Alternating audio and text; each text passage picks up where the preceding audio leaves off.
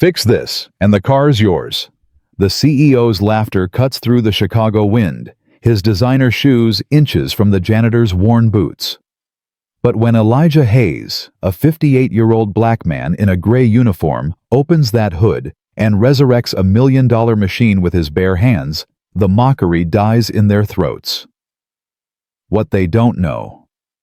The janitor once built the very technology keeping their billion-dollar company alive. Stay with me until the end of this story and drop a comment with your city so I can see how far this tale of hidden genius and ultimate redemption travels across the world. The fluorescent lights of Langston Innovations hummed their eternal song at 5:47 a.m., casting sterile white across 43 floors of steel and ambition. Elijah Hayes pushed his gray maintenance cart through the executive level, its squeaky wheel announcing his presence like an apology he'd never actually made. He was invisible here. That was the point. "Morning, Mr. Hayes." The security guard Marcus offered a genuine smile as Elijah signed in. Marcus was good people, one of the few who saw him as human rather than furniture. "Morning, Marcus. How's that daughter of yours scholarship come through?" Marcus's face lit up. 2 weeks ago, full ride to Northwestern. I still can't believe it." "I can." Elijah's smile reached his eyes, crinkling the corners where decades of quiet dignity had settled. "That girl's got fire in her. You raised her right." "Thanks, man. Hey, you want coffee? Fresh pot just finished." "Appreciate it, but I better get started. Executives get cranky when their trash bins have yesterday's lunch in them." The joke landed hollow. They both knew it wasn't really a joke. Elijah moved through the halls with the efficiency of muscle memory, his dark hands scarred from years of both manual labor and something else, something older. Emptying waste bins, wiping down conference tables, erasing the evidence of brilliant minds, making mediocre decisions. The irony wasn't lost on him. Nothing was lost on Elijah Hayes. Room 4307, the main AI development lab. He paused at the door, his cart blocking it open while he worked. Through the glass walls, he could see the whiteboards covered in algorithms, the desperate scrawls of engineers trying to solve problems they didn't fully understand. His eyes deep brown and unsettlingly sharp for a man his age tracked across the equations. "Still using recursive loops for the ethical decision tree," he murmured to himself, shaking his head. "That's your bottleneck right there. 3 months chasing their tails because nobody thought to linearize the primary function. He could fix it in an afternoon. Had fixed worse in less time once upon a different life. But that wasn't his job anymore. His job was to make sure the trash cans were empty and the floors gleamed like mirrors that reflected everyone except him. "Hey, janitor." The voice cracked like a whip. Elijah didn't flinch. He'd learned long ago that reacting only invited more. He turned slowly, his face carefully neutral. Derek Sutton, senior vice president of something or other, stood in his tailored Tom Ford suit, coffee stain spreading across the front like an accusation. "You need to put up wet floor signs," Derek snapped, gesturing at a small puddle near the elevator. "I nearly slipped. You trying to get us sued?" Elijah glanced at the puddle. Someone had spilled their latte approximately 90 seconds ago based on the steam still rising.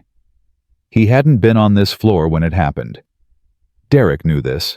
Everyone knew this, but that didn't matter. "I'll take care of it right away, sir." "Yeah, you do that." Derek's eyes swept over him like he was evaluating damaged equipment.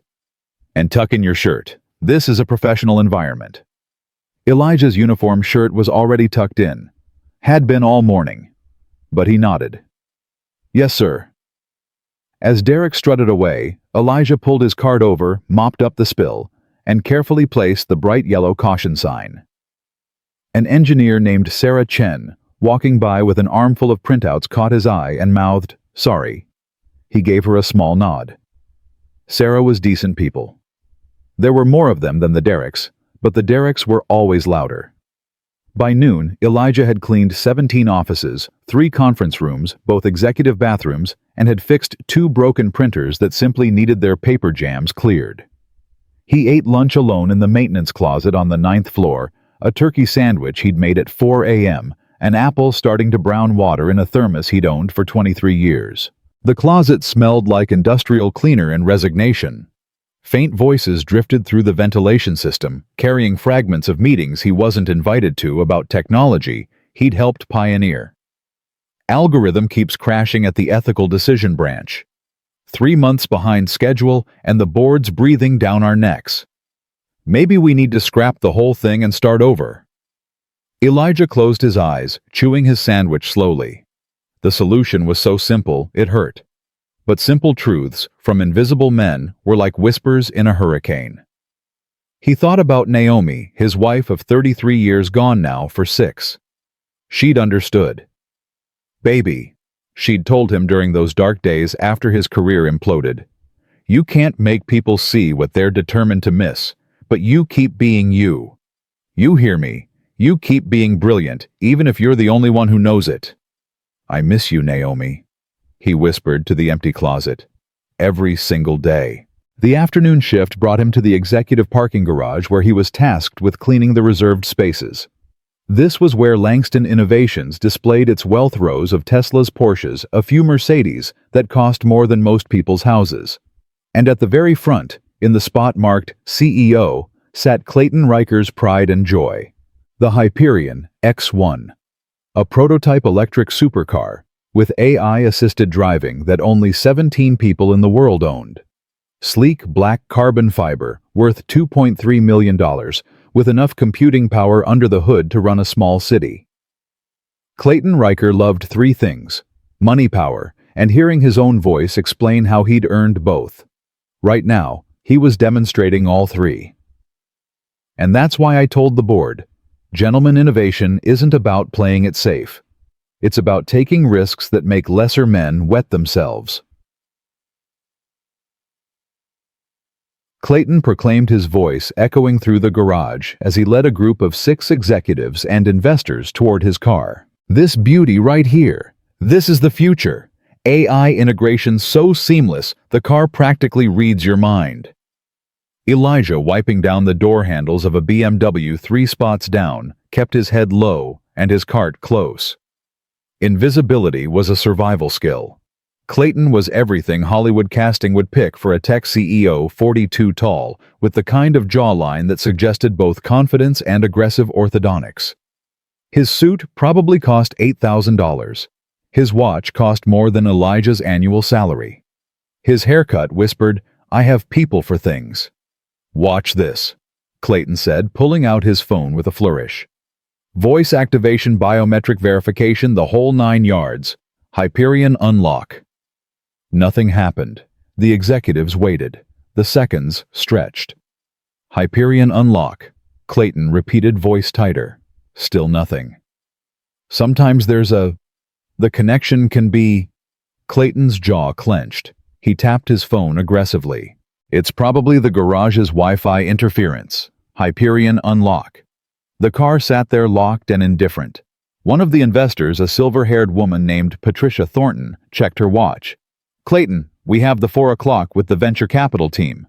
"I'm aware, Patricia." Clayton's face was reddening. He tried the door handle manually. Locked. He pressed the key fob. Nothing. This is a minor glitch. The car's computer probably needs a reset." He popped the hood release, at least that mechanical backup worked, and stared into the engine compartment like a man reading ancient Greek. "Does anyone here know anything about..." He gestured vaguely at the mass of wires and circuit boards and bleeding-edge technology that cost more than most people would earn in a lifetime. Silence. The executives were brilliant at meetings and PowerPoints, not at hands-on problem-solving. That's when Clayton's eyes landed on Elijah. "You. Janitor." Elijah's hand stilled on the BMW's door handle. He knew that tone. It was the tone of a man about to make someone else's existence his entertainment. "Yes, sir." Elijah straightened up slowly, keeping his expression neutral. Clayton's smile was the kind that didn't reach the eyes. The kind that said, "I'm about to enjoy this." "You know anything about cars?" The truth was complicated. Elijah knew more about the Hyperion X1 systems than anyone in this garage, possibly including the engineers who'd designed it. He'd worked on the early AI integration protocols that made vehicles like this possible back when he'd been Dr. Elijah Hayes' MIT professor, pioneering researcher in artificial intelligence ethics and application. But that wasn't the truth Clayton wanted. "A little, sir," Elijah said carefully. "A little." Clayton's grin widened. He turned to his audience and Elijah's stomach sank because he recognized the setup forming. "Gentlemen, ladies, I have an idea. Let's make this interesting." Derek Sutton, never one to miss an opportunity to kiss up, chuckled. "What are you thinking, Clayton?" "I'm thinking," Clayton gestured grandly at his car, "that if our friend here can fix this, which, let's be honest, teams of German engineers built, and it's currently experiencing a software glitch that probably requires complete diagnostic equipment, but if he can fix it." He paused for effect. "The car's his." Laughter erupted. Not the kind of laughter that comes from joy, but the kind that comes from uncomfortable people unsure if they're supposed to find something funny, but not wanting to risk being left out. "Clayton, you can't be serious," Patricia said, though she was smiling. "Why not? I'll just write it off. And hey." Clayton turned back to Elijah, his expression dripping with false generosity. "That's a multi-million-dollar opportunity, friend. American dream right there. Fix this and the car's yours. Hell, I'll even throw in a year's insurance." More laughter. Someone Elijah couldn't see who murmured, "This is priceless." Elijah looked at Clayton Riker, really looked at him, at the expensive suit that couldn't hide a cheap soul, at the confidence built on a foundation of never being told no, at the casual cruelty that came from never having to imagine yourself on the receiving end. He thought about Naomi, who would have said, "Baby, walk away, don't give them the satisfaction."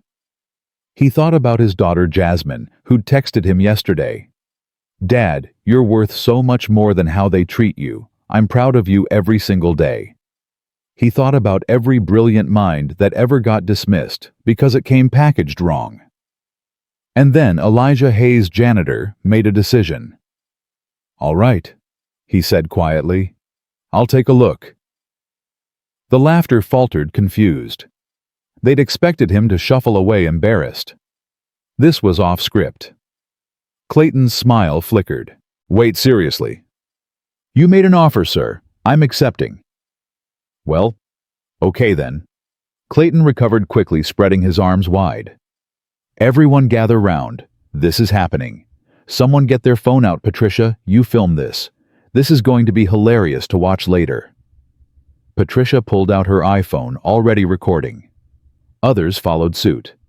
In 2025, everything was content.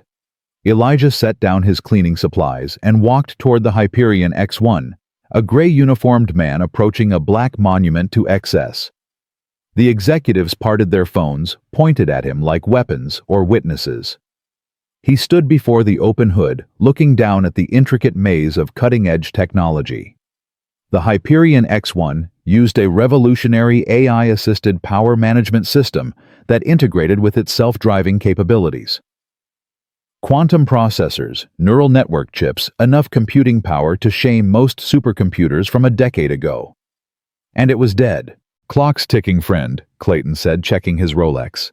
"Though I guess for you time is pretty flexible, right? It's not like you have meetings." Chuckles from the peanut gallery. Elijah ignored them. His eyes tracked across the engine compartment with the precision of someone reading a language they'd helped invent. The main power coupling looked secure. The neural processor's cooling system was operational. The quantum battery showed full charge on its indicator lights. But there the secondary relay junction. Two wires, both black, nearly identical, except for the faintest difference in their connector housing. Someone had swapped them, probably during maintenance. An easy mistake if you didn't understand the system's architecture. A fatal error if you did. The car wasn't broken. It was just confused. Elijah reached in his scarred hands, moving with surprising delicacy. He disconnected the first wire. "Oh, this is precious," Derek stage whispered. He's actually going to disconnected the second wire, crossed them, reconnected them in their proper positions. The Hyperion X1's dashboard lit up like Christmas morning. The purr of its electric engine hummed to life, a sound like power itself waking from a nap. Every light, every system, every piece of multi-million-dollar technology bloomed into perfect functionality. The parking garage went absolutely silent. Elijah closed the hood carefully, the way you'd close a book after finishing a good chapter. He turned to face Clayton Riker, whose expression had frozen somewhere between shock and something that might have been fear. "Your car's fixed, sir," Elijah said evenly. "Just had 2 wires crossed in the secondary relay. Simple mistake." Nobody laughed now. Patricia Thornton's phone was still recording, capturing every second of this impossible moment. She'd lower it eventually, but right now she stood frozen, watching a janitor casually do what shouldn't have been possible. "How did you—" Clayton's voice came out smaller than before. "That's a proprietary system. The diagnostic equipment alone costs $40,000, I imagine," Elijah finished. "But you don't really need it if you understand how the AI integration interfaces with the power management system. The wiring schematic follows a pretty logical pattern once you recognize that the neural processor needs to handshake with the battery management controller before the main drive system initializes. Someone probably did maintenance recently and didn't realize those 2 wires look identical but serve different functions in the startup sequence." The silence deepened, became something heavier. "Who are you?" The question came from Patricia, her voice carrying genuine curiosity rather than mockery. Elijah met her eyes. For just a moment he considered telling them, all of it. The truth that would shatter their comfortable assumptions about who deserved respect and who deserved to empty their trash cans. But the moment passed. "Just a janitor, ma'am," he said instead. "May I get back to work, Mr. Riker? Still have the 15th floor to finish before my shift ends." Clayton's mouth opened and closed. His brain was clearly trying to process what had just happened, trying to find a way to spin this that didn't make him look like an idiot. The phones were still recording. This was already out of his control. Yes. You can. Go." Elijah nodded once, picked up his cart, with its squeaky wheel, and walked away from the cluster of executives standing around a car that hummed with life because a janitor understood quantum computing. Behind him, he heard the whispers starting. "Did that just happen? How did he know? Clayton, where did you find that guy? Patricia, you got all that on video, right?" Elijah pushed his cart to the elevator, pressed the button for the 15th floor, and allowed himself the smallest smile as the doors closed. He hadn't told them who he was. But somewhere deep in Langston Innovations, server farms and databases that the current employees had probably never accessed his name still existed. Dr. Elijah Hayes. Published papers on AI ethics. MIT professorship. Pentagon consultations. The development of decision-making algorithms that prioritized human safety over efficiency. And then the blacklisting. The quiet removal from polite society that happened when you told powerful people that their profitable technology might kill someone. That was 14 years ago, another lifetime, another version of himself that had believed truth and brilliance were enough. The elevator dinged, 15th floor, marketing department. Trash cans that needed emptying floors, that needed mopping the endless cycle of making invisible labor look effortless. But as Elijah pushed his cart down the hallway, his phone buzzed. A text from his daughter, Jasmine. "Dad, you're not going to believe this. Someone just sent me a video. Is that you?" Then another text, a link. Elijah opened it, already knowing what he'd find. The video from the parking garage. Already posted. Already spreading. The title, "CEO Humiliates Janitor, Then This Happens." Views 47,000 and climbing. Elijah Hayes stared at his phone, watching himself move through that engine compartment with the casual competence of someone who'd forgotten more about AI systems than most people would ever learn. In the video, you could see the exact moment Clayton Riker realized he'd miscalculated. You could see the phones capturing everything.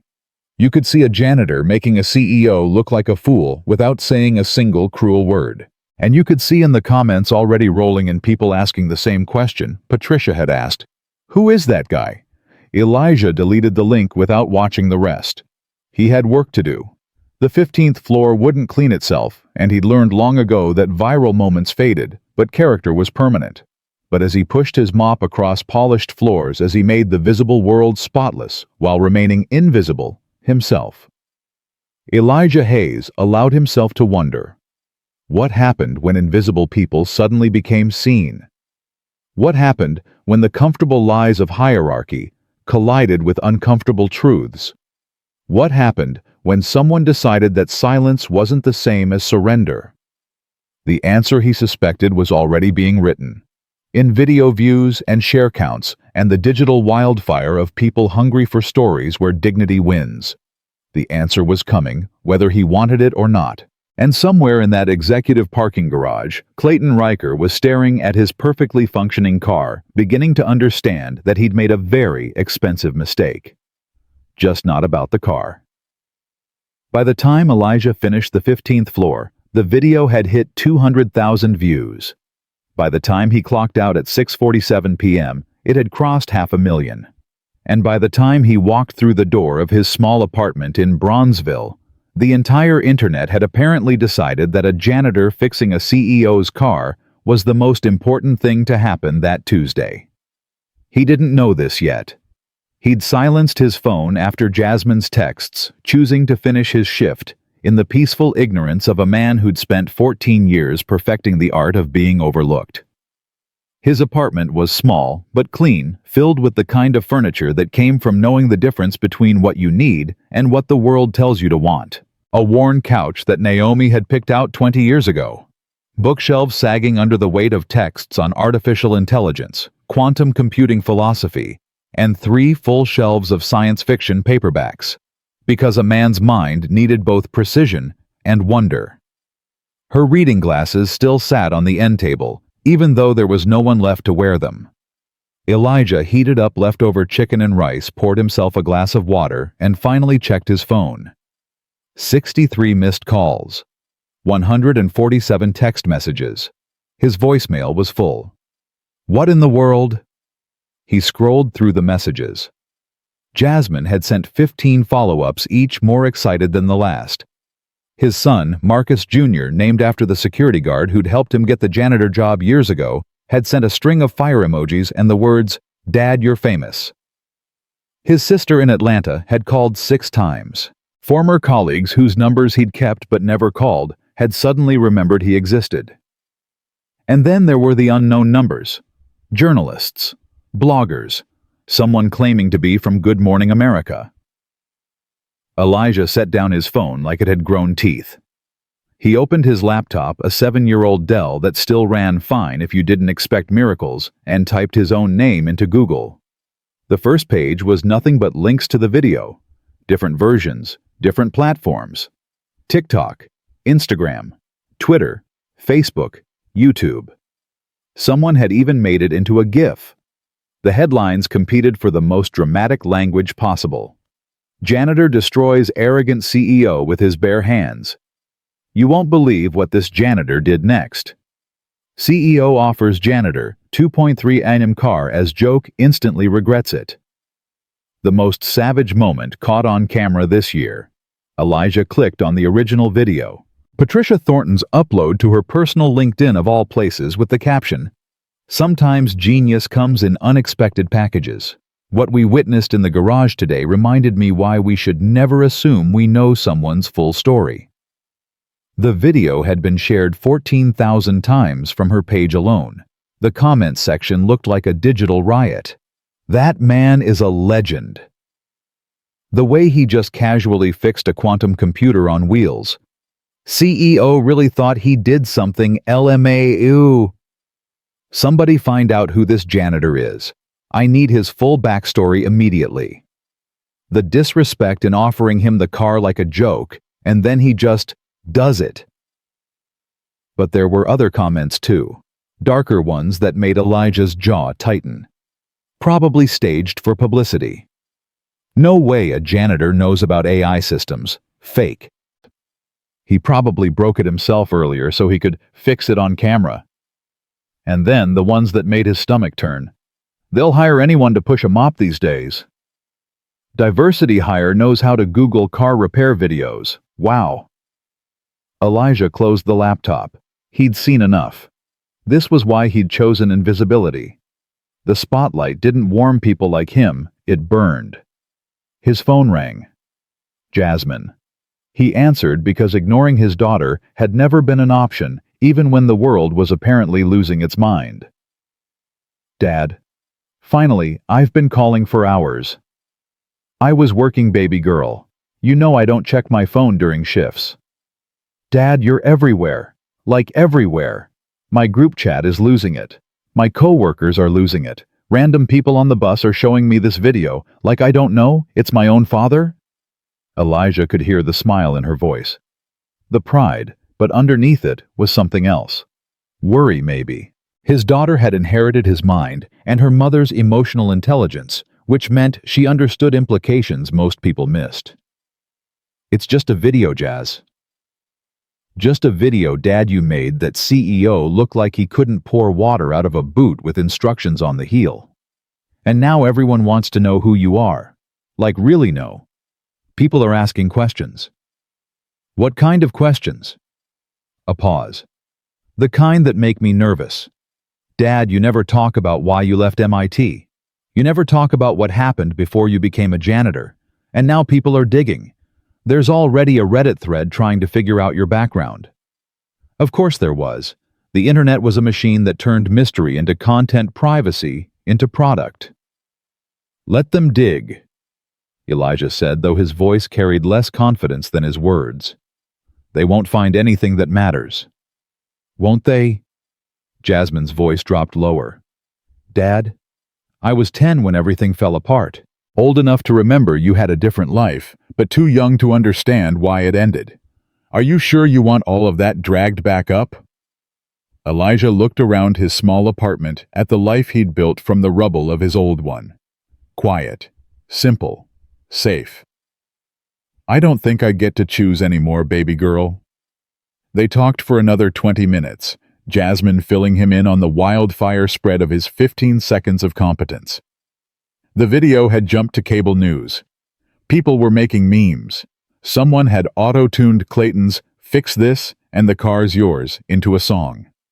After they hung up, Elijah sat in his living room as the Chicago evening painted his windows orange and purple. He thought about calling in sick tomorrow. Thought about letting this blow over, waiting for the internet to find its next obsession. But he'd never been a man who ran from consequences of truth. He went to bed early, sleeping the deep sleep of someone whose conscience was clear even when their circumstances weren't. He had no idea that across town in a glass tower office on the 43rd floor, Clayton Riker was having the worst night of his life. Clayton had watched his casual cruelty get dissected by millions of strangers who had no stake in his company, but strong opinions about his character. He'd watched his board members start group texts without him. He'd watched the company's stock dip 3% in after-hours trading because apparently investors cared when CEOs became viral jokes. It's a PR nightmare, his chief communications officer Amanda Chen had told him during their emergency 9 p.m. conference call. We've got late-night shows writing jokes about you. We've got think pieces about toxic workplace culture. And we've got every tech journalist in America asking why our CEO doesn't understand the technology his company builds. I understand the technology, Clayton had snapped. Then why couldn't you fix your own car? Silence on the line. The kind of silence that had weight. We need to control this narrative, Amanda continued. Tomorrow morning, first thing you apologize. Public statement. Humble. Gracious. You praise the janitor's unexpected expertise, you acknowledge you misjudged him, and you announce that you're personally ensuring he receives proper recognition. You want me to apologize to a janitor. I want you to apologize to 17 million people who think you're an entitled asshole, Clayton, The janitor's just the vehicle. The call had ended shortly after. Clayton had poured himself 3 fingers of whiskey that turned into 6, staring at his computer screen as the video played on loop. Watching himself strut and preen. Watching himself offer his car like he was bestowing sainthood. Watching the exact moment his face registered that impossible reality. The janitor was better than him. At something. Maybe at everything that mattered. Morning came, whether anyone was ready or not. Elijah arrived at Langston Innovations at his usual time, 5:45 a.m., but the world had shifted overnight in ways both subtle and seismic. Marcus at the security desk stood up when Elijah walked in. "Mr. Hayes, man, I've been waiting to see you. You're a legend, you know that. An absolute legend." Still just Elijah Marcus. "Nah, man, not after yesterday." Marcus was grinning like his own daughter had won that scholarship all over again. "You know they're calling you the genius janitor online? There's t-shirts already. T-shirts." Elijah signed in trying to maintain some normalcy. "T-shirts saying what? Fix this and it's yours, with a picture of a mop and a PhD? It's hilarious. Here, look." Marcus pulled out his phone, but Elijah waved it away gently. "I'll take your word for it. Buildings still need cleaning." "Yeah, but, Mr. Hayes, I think things might be different today. HR called down last night. Said if you show up, I'm supposed to tell you to go straight to the executive floor. They want to see you." Elijah's expression didn't change, but something cold settled in his chest. "They say why?" "No, sir. But between you and me, half the executives started showing up at 7 this morning. They're never here before 9. Something's happening." Something was always happening. That was the nature of consequences. Elijah took the elevator to the executive floor, his cart beside him like an old friend. The doors opened onto chaos masquerading as corporate professionalism.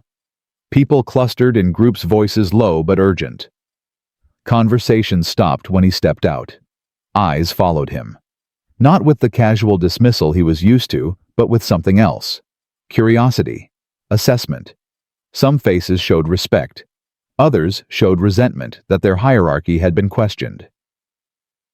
"Mr. Hayes." Amanda Chen materialized from a conference room, her expression professionally pleasant, in that way that meant absolutely nothing good. "Thank you for coming up. Could you join us in conference room A? Mr. Riker would like to speak with you." "Am I in trouble, ma'am?" Amanda's professionally pleasant expression flickered. Just for a second, something human showed through. "I don't think trouble is the right word, but we do need to have a conversation." Conference room A was all glass and chrome, designed to make people feel either powerful or intimidated, depending on which side of the table they sat. Clayton Riker stood at the head looking like he'd aged 5 years overnight. His suit was still expensive, but wrinkled. His hair had the chaos of fingers run through it repeatedly. Derek Sutton flanked him on one side, face carefully neutral. Patricia Thornton sat across from them, her expression unreadable. "Mr. Hayes," Clayton began, and Elijah could hear the script Amanda had written in his tone. "Please sit down." "I'd rather stand, sir. I'm supposed to start the morning cleaning routine." "The cleaning can wait." Clayton gestured to a chair. "Please." It wasn't a request. Elijah sat keeping his back straight, his hands folded. The posture of a man who'd sat in rooms like this when he'd been the one asking questions instead of answering them.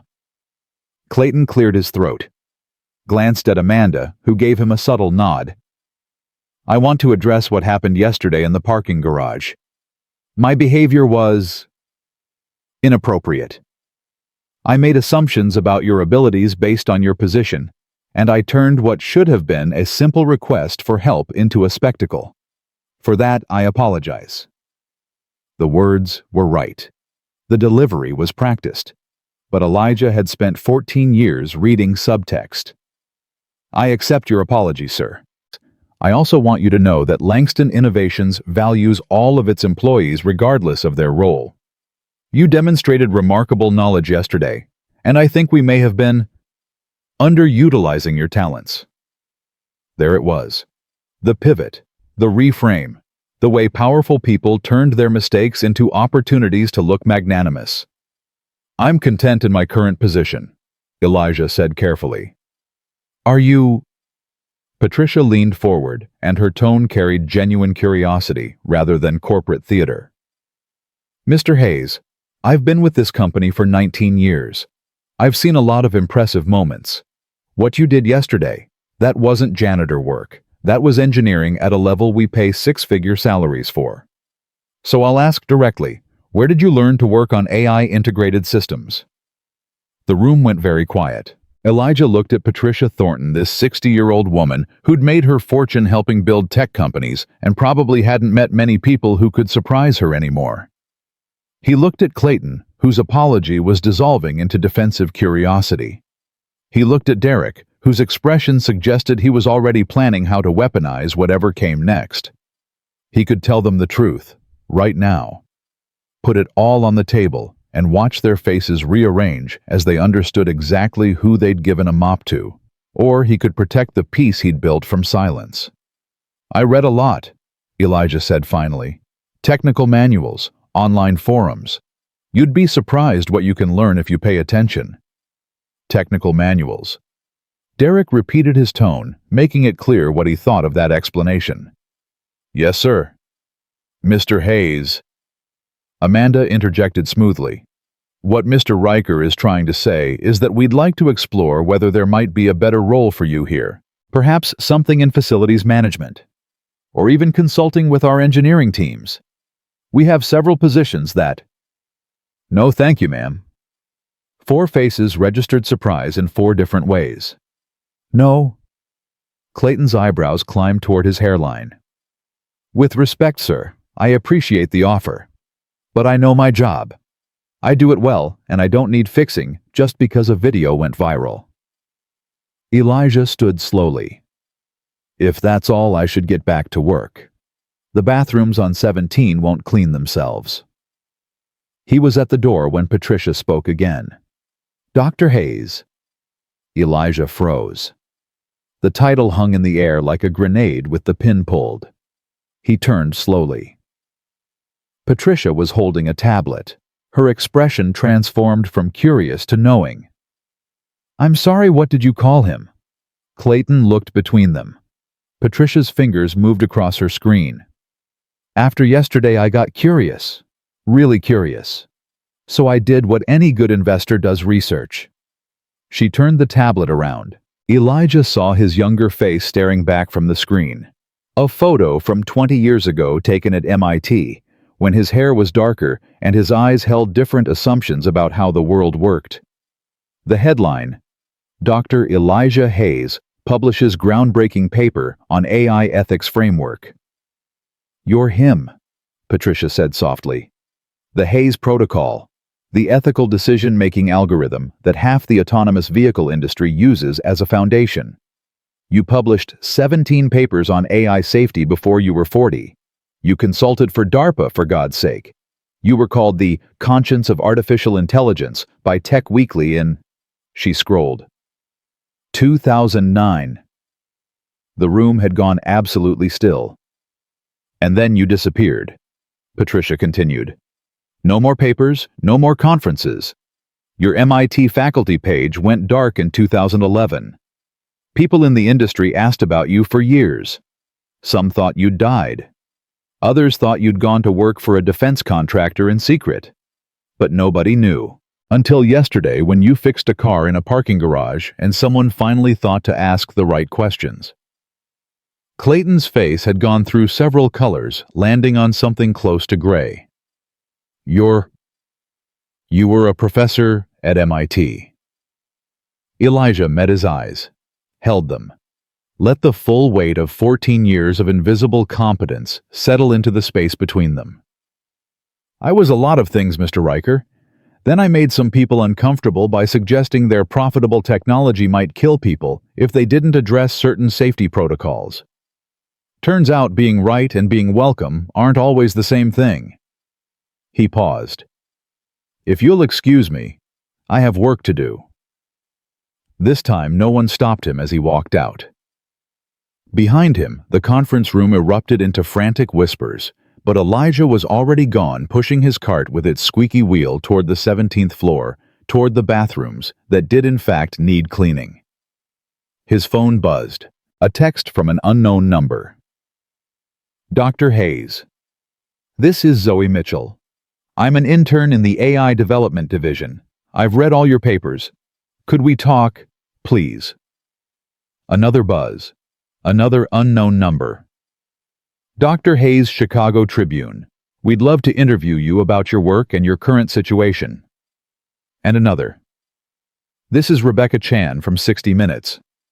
We think America needs to hear your story." Elijah silenced his phone. But as he cleaned toilets and mopped floors and emptied trash bins filled with the refuse of people who now knew his name, he understood that silence was no longer an option. The truth once uncovered didn't go back in the ground. And somewhere in that glass tower, in offices and cubicles and break rooms, people were pulling up his old papers, reading about the brilliant mind they'd walked past for years, and asking themselves what other genius they'd been trained not to see. The reckoning had begun. By Wednesday afternoon, Elijah's past had become the company's present tense problem. The 17 papers he'd published were being passed around the engineering departments like contraband. Someone had created a Wikipedia page for him overnight. The janitor's closet on the 9th floor where he took his lunch had become something close to a pilgrimage site. He discovered this when he arrived at noon with his turkey sandwich and found 3 engineers already waiting outside the door. "Dr. Hayes, we just wanted to say, it's Mr. Hayes, or Elijah. The doctor part retired a long time ago." "Right. But sir, we've been stuck on this ethical decision tree for 3 months, and your paper from 2008 about autonomous vehicle moral frameworks. We think it might be the key, but there's this section about weighted probability matrices that—" "I'm on my lunch break," Elijah said not unkindly. "And I'm a janitor. You want engineering consultation? There's a whole department for that on the 23rd floor." He closed the closet door gently, but firmly, leaving 3 disappointed faces in the hallway. Inside, in the dim light that smelled like pine sol and old regrets, he unwrapped his sandwich and tried to pretend the walls weren't closing in. His phone buzzed. He'd stopped silencing it because the messages had become impossible to ignore. This one was from Jasmine. "Dad, there's a news van outside my apartment. They're asking neighbors about you. I told them nothing, but this is getting scary." Another buzz. Marcus Jr. "Pops, TMZ is calling me. TMZ. What do I say?" And then one more from that intern who'd texted yesterday. "Dr. Hayes, I know you probably won't respond, but I found something in the company archives you need to see. It's about why you left MIT. Please. 5th floor break room at 3 p.m. I'll be the one who looks terrified." Elijah stared at that last message for a long time. The past wasn't supposed to reach forward, like this wasn't supposed to grab you by the collar and demand acknowledgement. But apparently, the past had other ideas. He finished his sandwich in silence, cleaned up his small space, and went back to work. The 15th floor marketing department needed vacuuming. The 22nd floor had a coffee spill in the hallway. Normal things. Routine things. The kind of work that didn't care about degrees or viral videos, or the uncomfortable questions people asked with their eyes.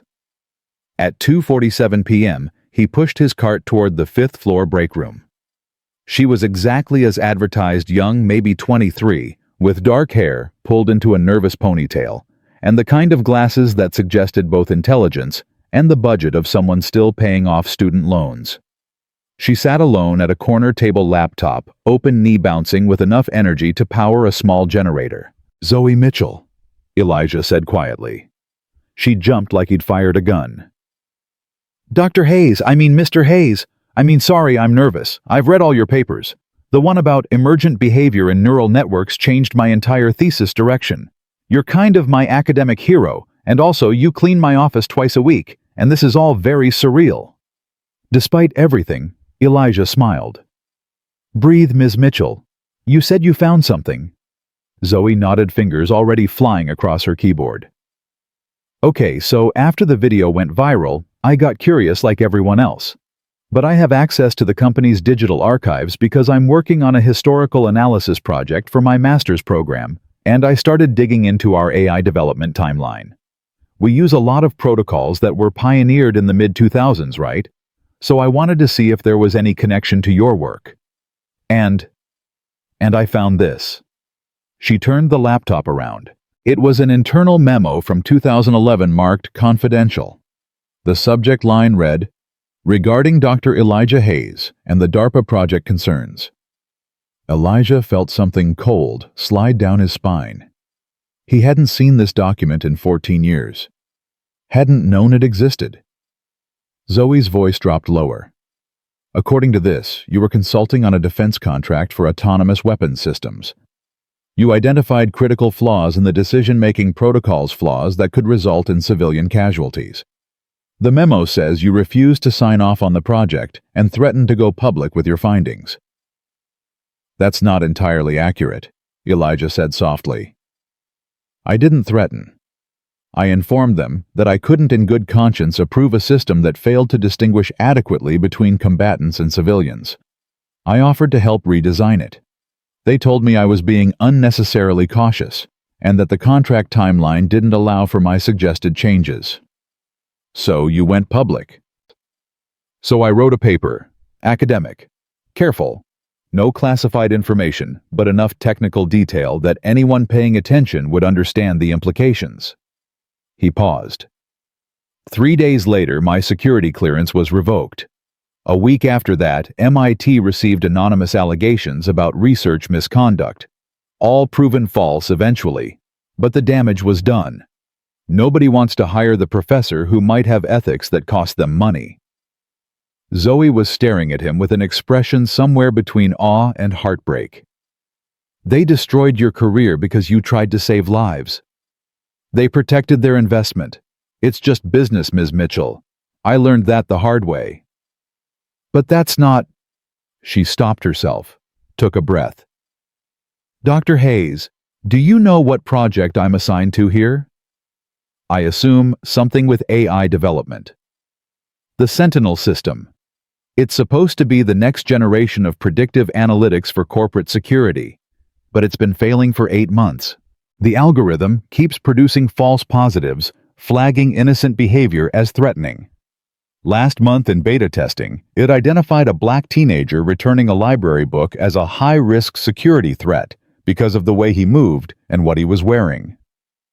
Her voice shook slightly. "They're about to deploy it to 300 corporate campuses nationwide, and it's going to ruin lives. And nobody will listen when I say the ethical framework is broken."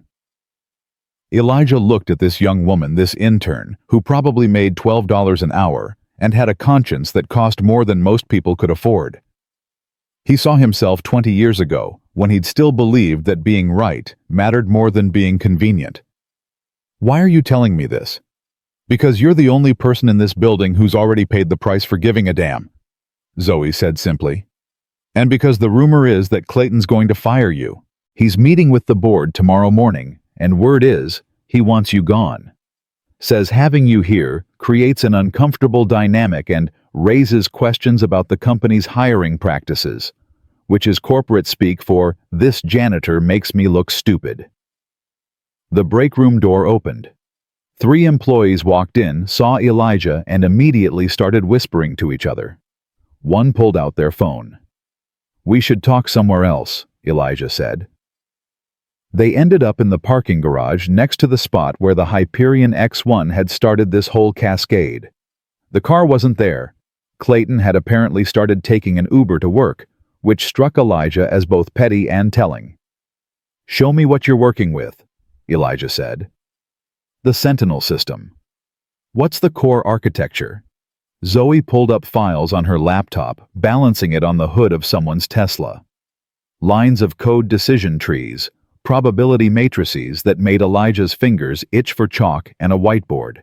"See, the problem is here," Zoe pointed. "The behavioral prediction model is weighted too heavily toward pattern matching without contextual analysis. It sees young black male in hoodie and associates it with historical crime data without accounting for systemic bias in that data. It's literally teaching the AI to be racist. Elijah scanned the code, his mind clicking through possibilities like a lock finding its tumblers. And they won't let you fix it. I'm an intern. I've submitted 14 revision proposals. Every single one gets rejected as outside the project scope or unnecessarily complex. Meanwhile, they're 3 weeks from launch. She looked at him with desperate hope. Could you fix it? Probably. Would you? That was the harder question.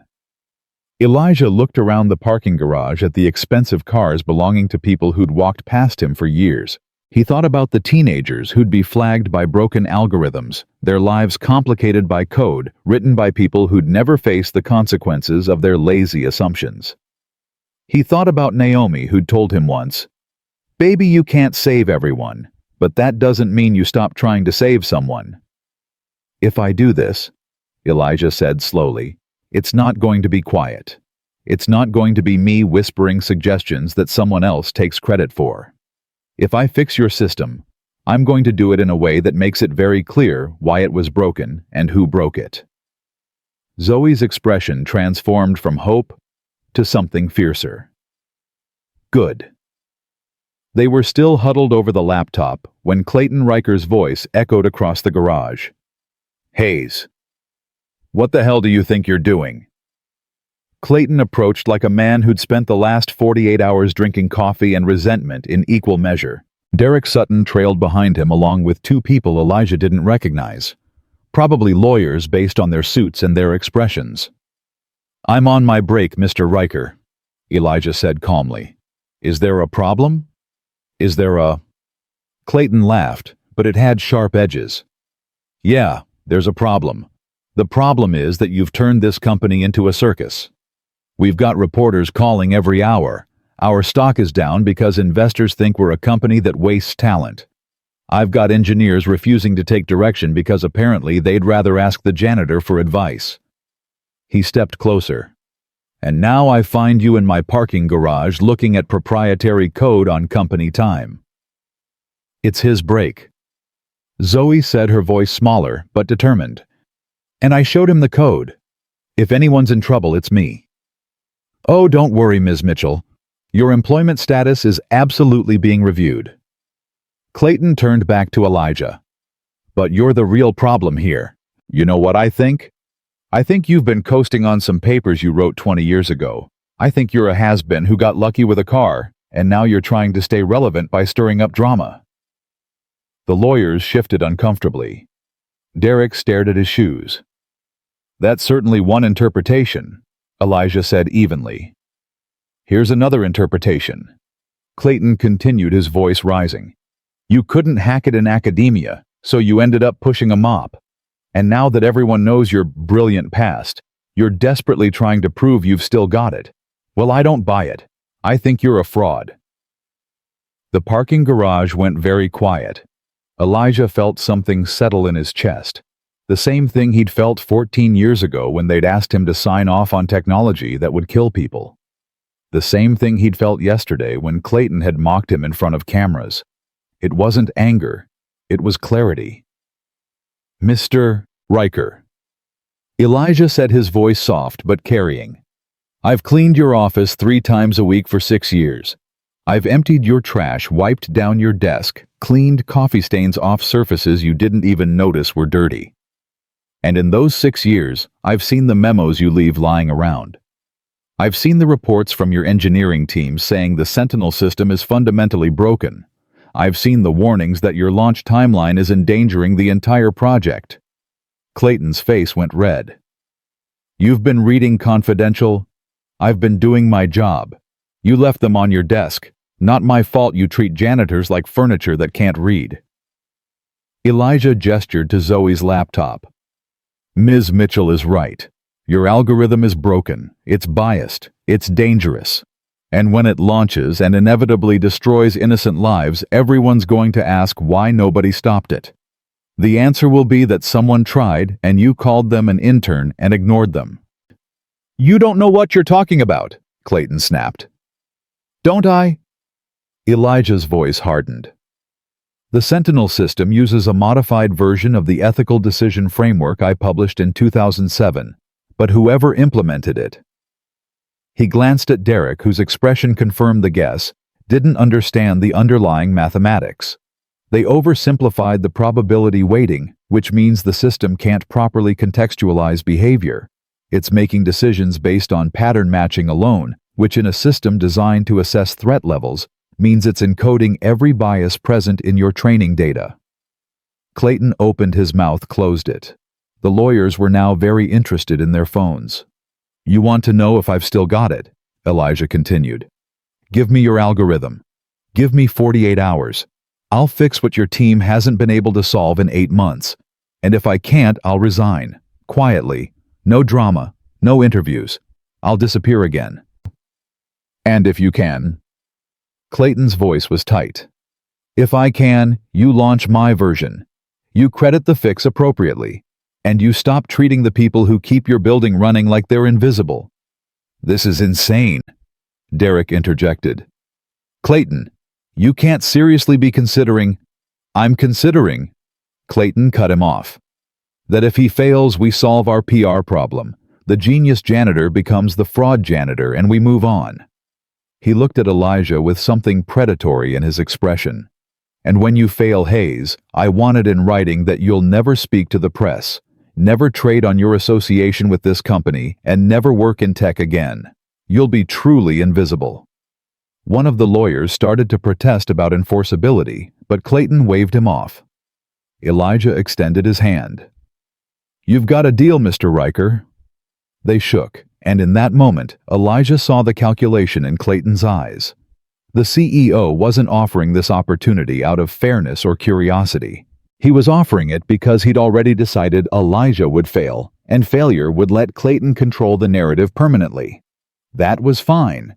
Elijah had been underestimated before. I'll need a workspace, Elijah said. Conference room is fine. Access to the Sentinel codebase. And Ms. Mitchell as my assistant. She's an intern. She's the only person on your staff who understood the problem. I'll need her. Elijah's tone left no room for negotiation. Clayton's jaw worked. Fine. 48 hours. Starting now. He turned to leave, then paused. Oh, and Hayes, I'm going to enjoy watching you crash and burn. After they left, Zoe turned to Elijah with wide eyes. What did you just do? Probably something stupid, Elijah admitted. Can you get me the full code base? Everything. I need to see the entire architecture. You're really going to try to fix it in 2 days, Doctor. Hayes' teams of engineers have been implementing solutions without understanding the core problem, Elijah said. Sometimes the simplest answer is the right one. We just need to find it. I meant what I said. I need your help. You understand the system's real-world applications better than I do. I can fix the mathematics, but you'll need to help me understand the use cases. He looked at her seriously. And Ms. Mitchell, when this works, and Clayton tries to take credit because he will, I need you to promise me something. What? Don't let him. Don't let them make people like us invisible again. Zoe nodded, something fierce and determined settling into her expression. I promise. They set up in Conference Room C, a space normally reserved for minor meetings, and definitely not for janitors attempting the impossible. Elijah had requested a whiteboard, markers, and nothing else. No computer, no algorithms, just space to think. You're not going to code it? Zoe asked, confused. Not yet. First, I need to understand it. Elijah picked up a blue marker and began writing. Equations flowed from his hand like water filling the whiteboard with the language of probability and ethics and the mathematics of making machines understand the weight of decisions. Zoe watched her laptop open to the Sentinel codebase, calling out structural elements as Elijah mapped the system's logic in stark blue lines. The threat assessment protocol pulls from 3 databases simultaneously, she said, which 3: historical crime statistics, real-time behavior analysis, and facial recognition cross-reference. Elijah paused, marker hovering. And the weighting: 40% historical, 40% behavioral, 20% facial recognition. There's your first problem, Elijah said, writing numbers on the board. Historical crime statistics reflect policing patterns, not actual crime patterns. If police disproportionately patrol certain neighborhoods or stop certain demographics, your historical data is inherently biased. By giving it 40% weight, you're not creating an objective system. You're automating historical prejudice.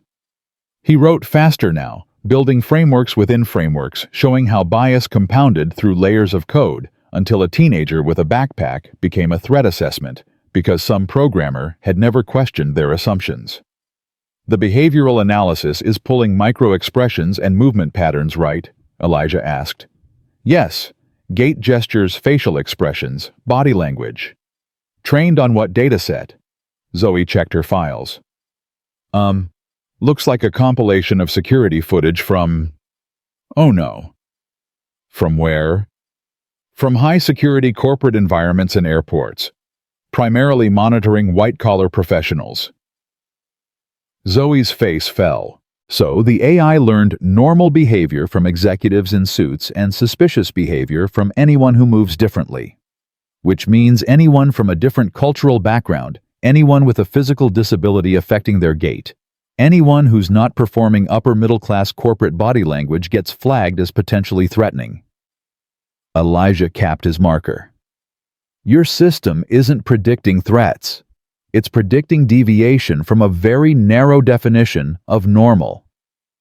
They worked through the night, Elijah mapping the mathematical foundations, while Zoe helped him understand the practical applications. Around midnight, she ordered pizza. Around 3 a.m., she made coffee so strong it could strip paint. Around 5 a.m., Elijah put down his marker and stepped back from a whiteboard covered entirely in blue equations. That's it, he said quietly. That's the solution. Zoe looked at the board, her tired eyes trying to make sense of the mathematical symphony in front of her. How do we implement it? That's the easy part. The hard part is going to be tomorrow when Clayton tries to pretend he did this. You think he will? I know he will. Men like him don't know how to give credit. They only know how to take it. Elijah sat down heavily in a conference room chair, suddenly feeling all of his 58 years. Ms. Mitchell, are you sure you want to be part of this? If you expose him, if you stand up publicly, it could cost you. I know that price. I've paid it. Zoe looked at the whiteboard, at the equations that would fix a broken system, and maybe, just maybe, prevent some teenager somewhere from being labeled dangerous for the crime of existing wrong. She thought about all the internships she'd worked, all the time she'd been patted on the head and told her concerns weren't important, all the brilliant women and people of color she'd watched get overlooked while mediocre men failed upward. I'm sure, she said.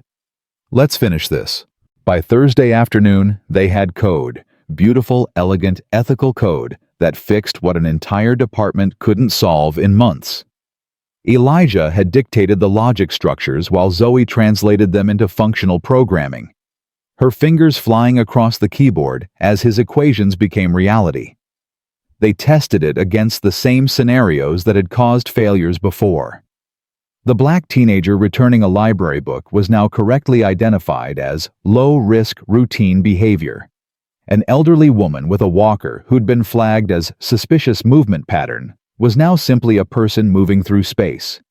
The system still caught actual threats, the simulated scenarios of weapons or aggressive behavior, but without the cascade of false positives that would have ruined innocent lives.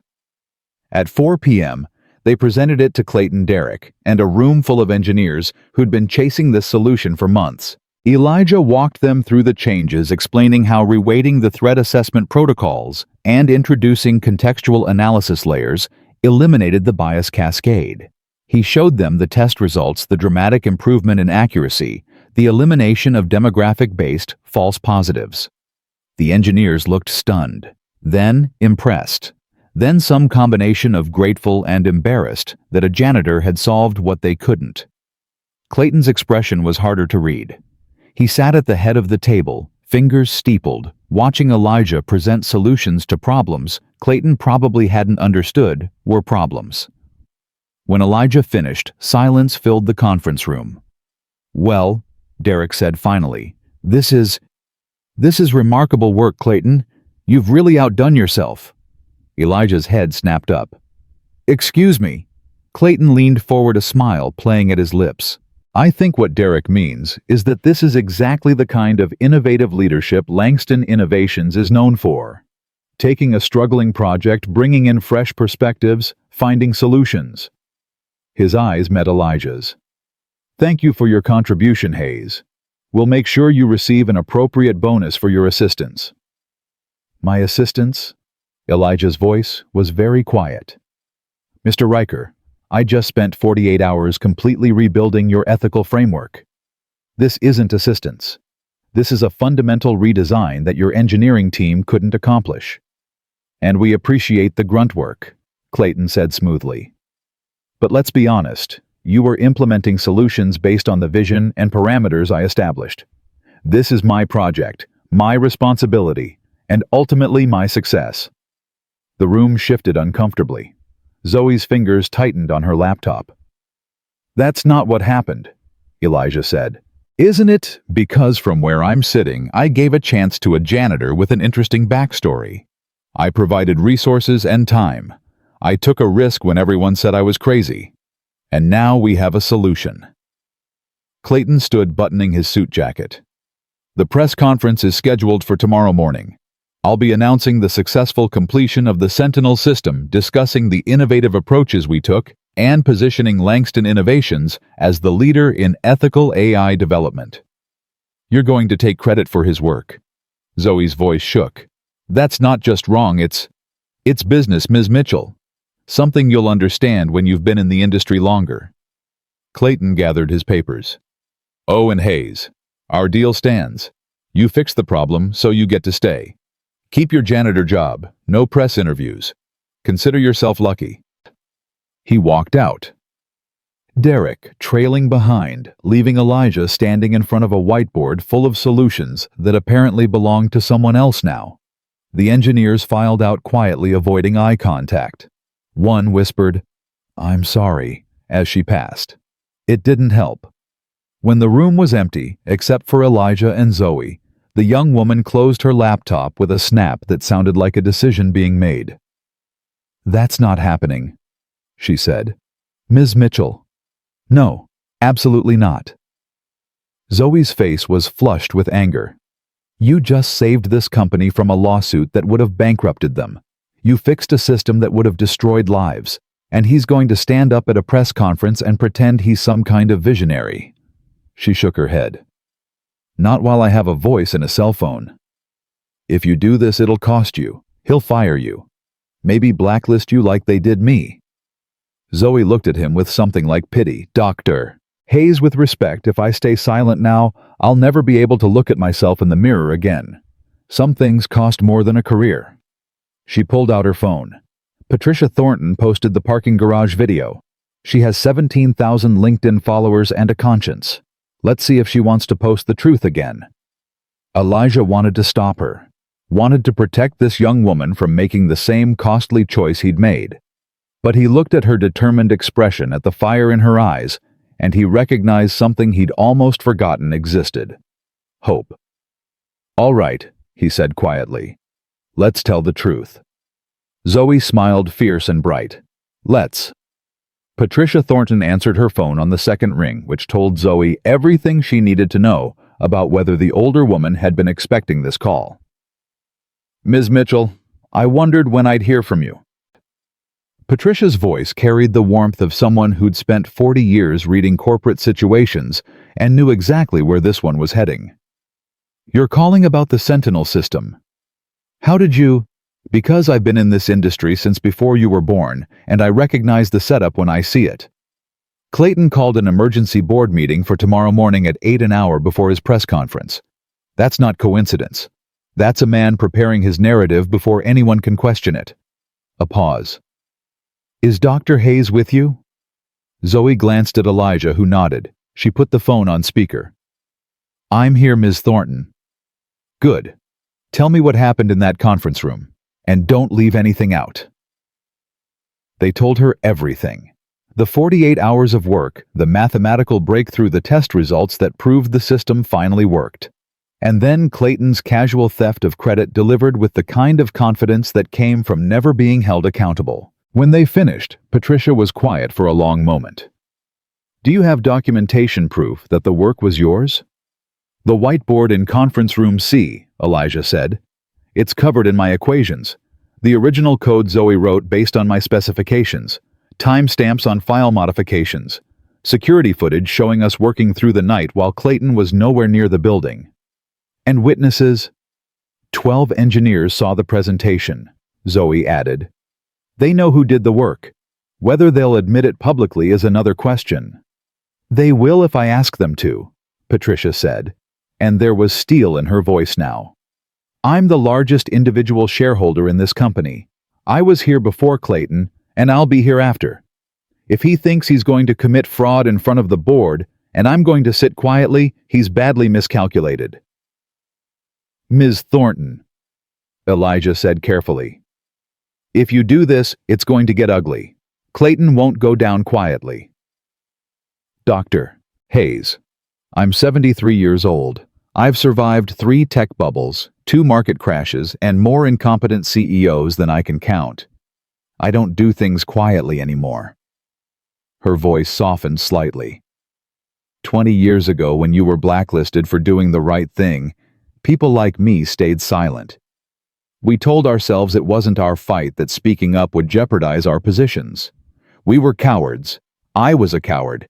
I'm not making that mistake twice." Zoe felt something catch in her throat. "What do you need us to do?" "Document everything. Photographs of that whiteboard, screen recordings of the code, written timeline of the last 48 hours. And then both of you need to be at that board meeting tomorrow morning. Clayton's planning to present the Sentinel success as his own.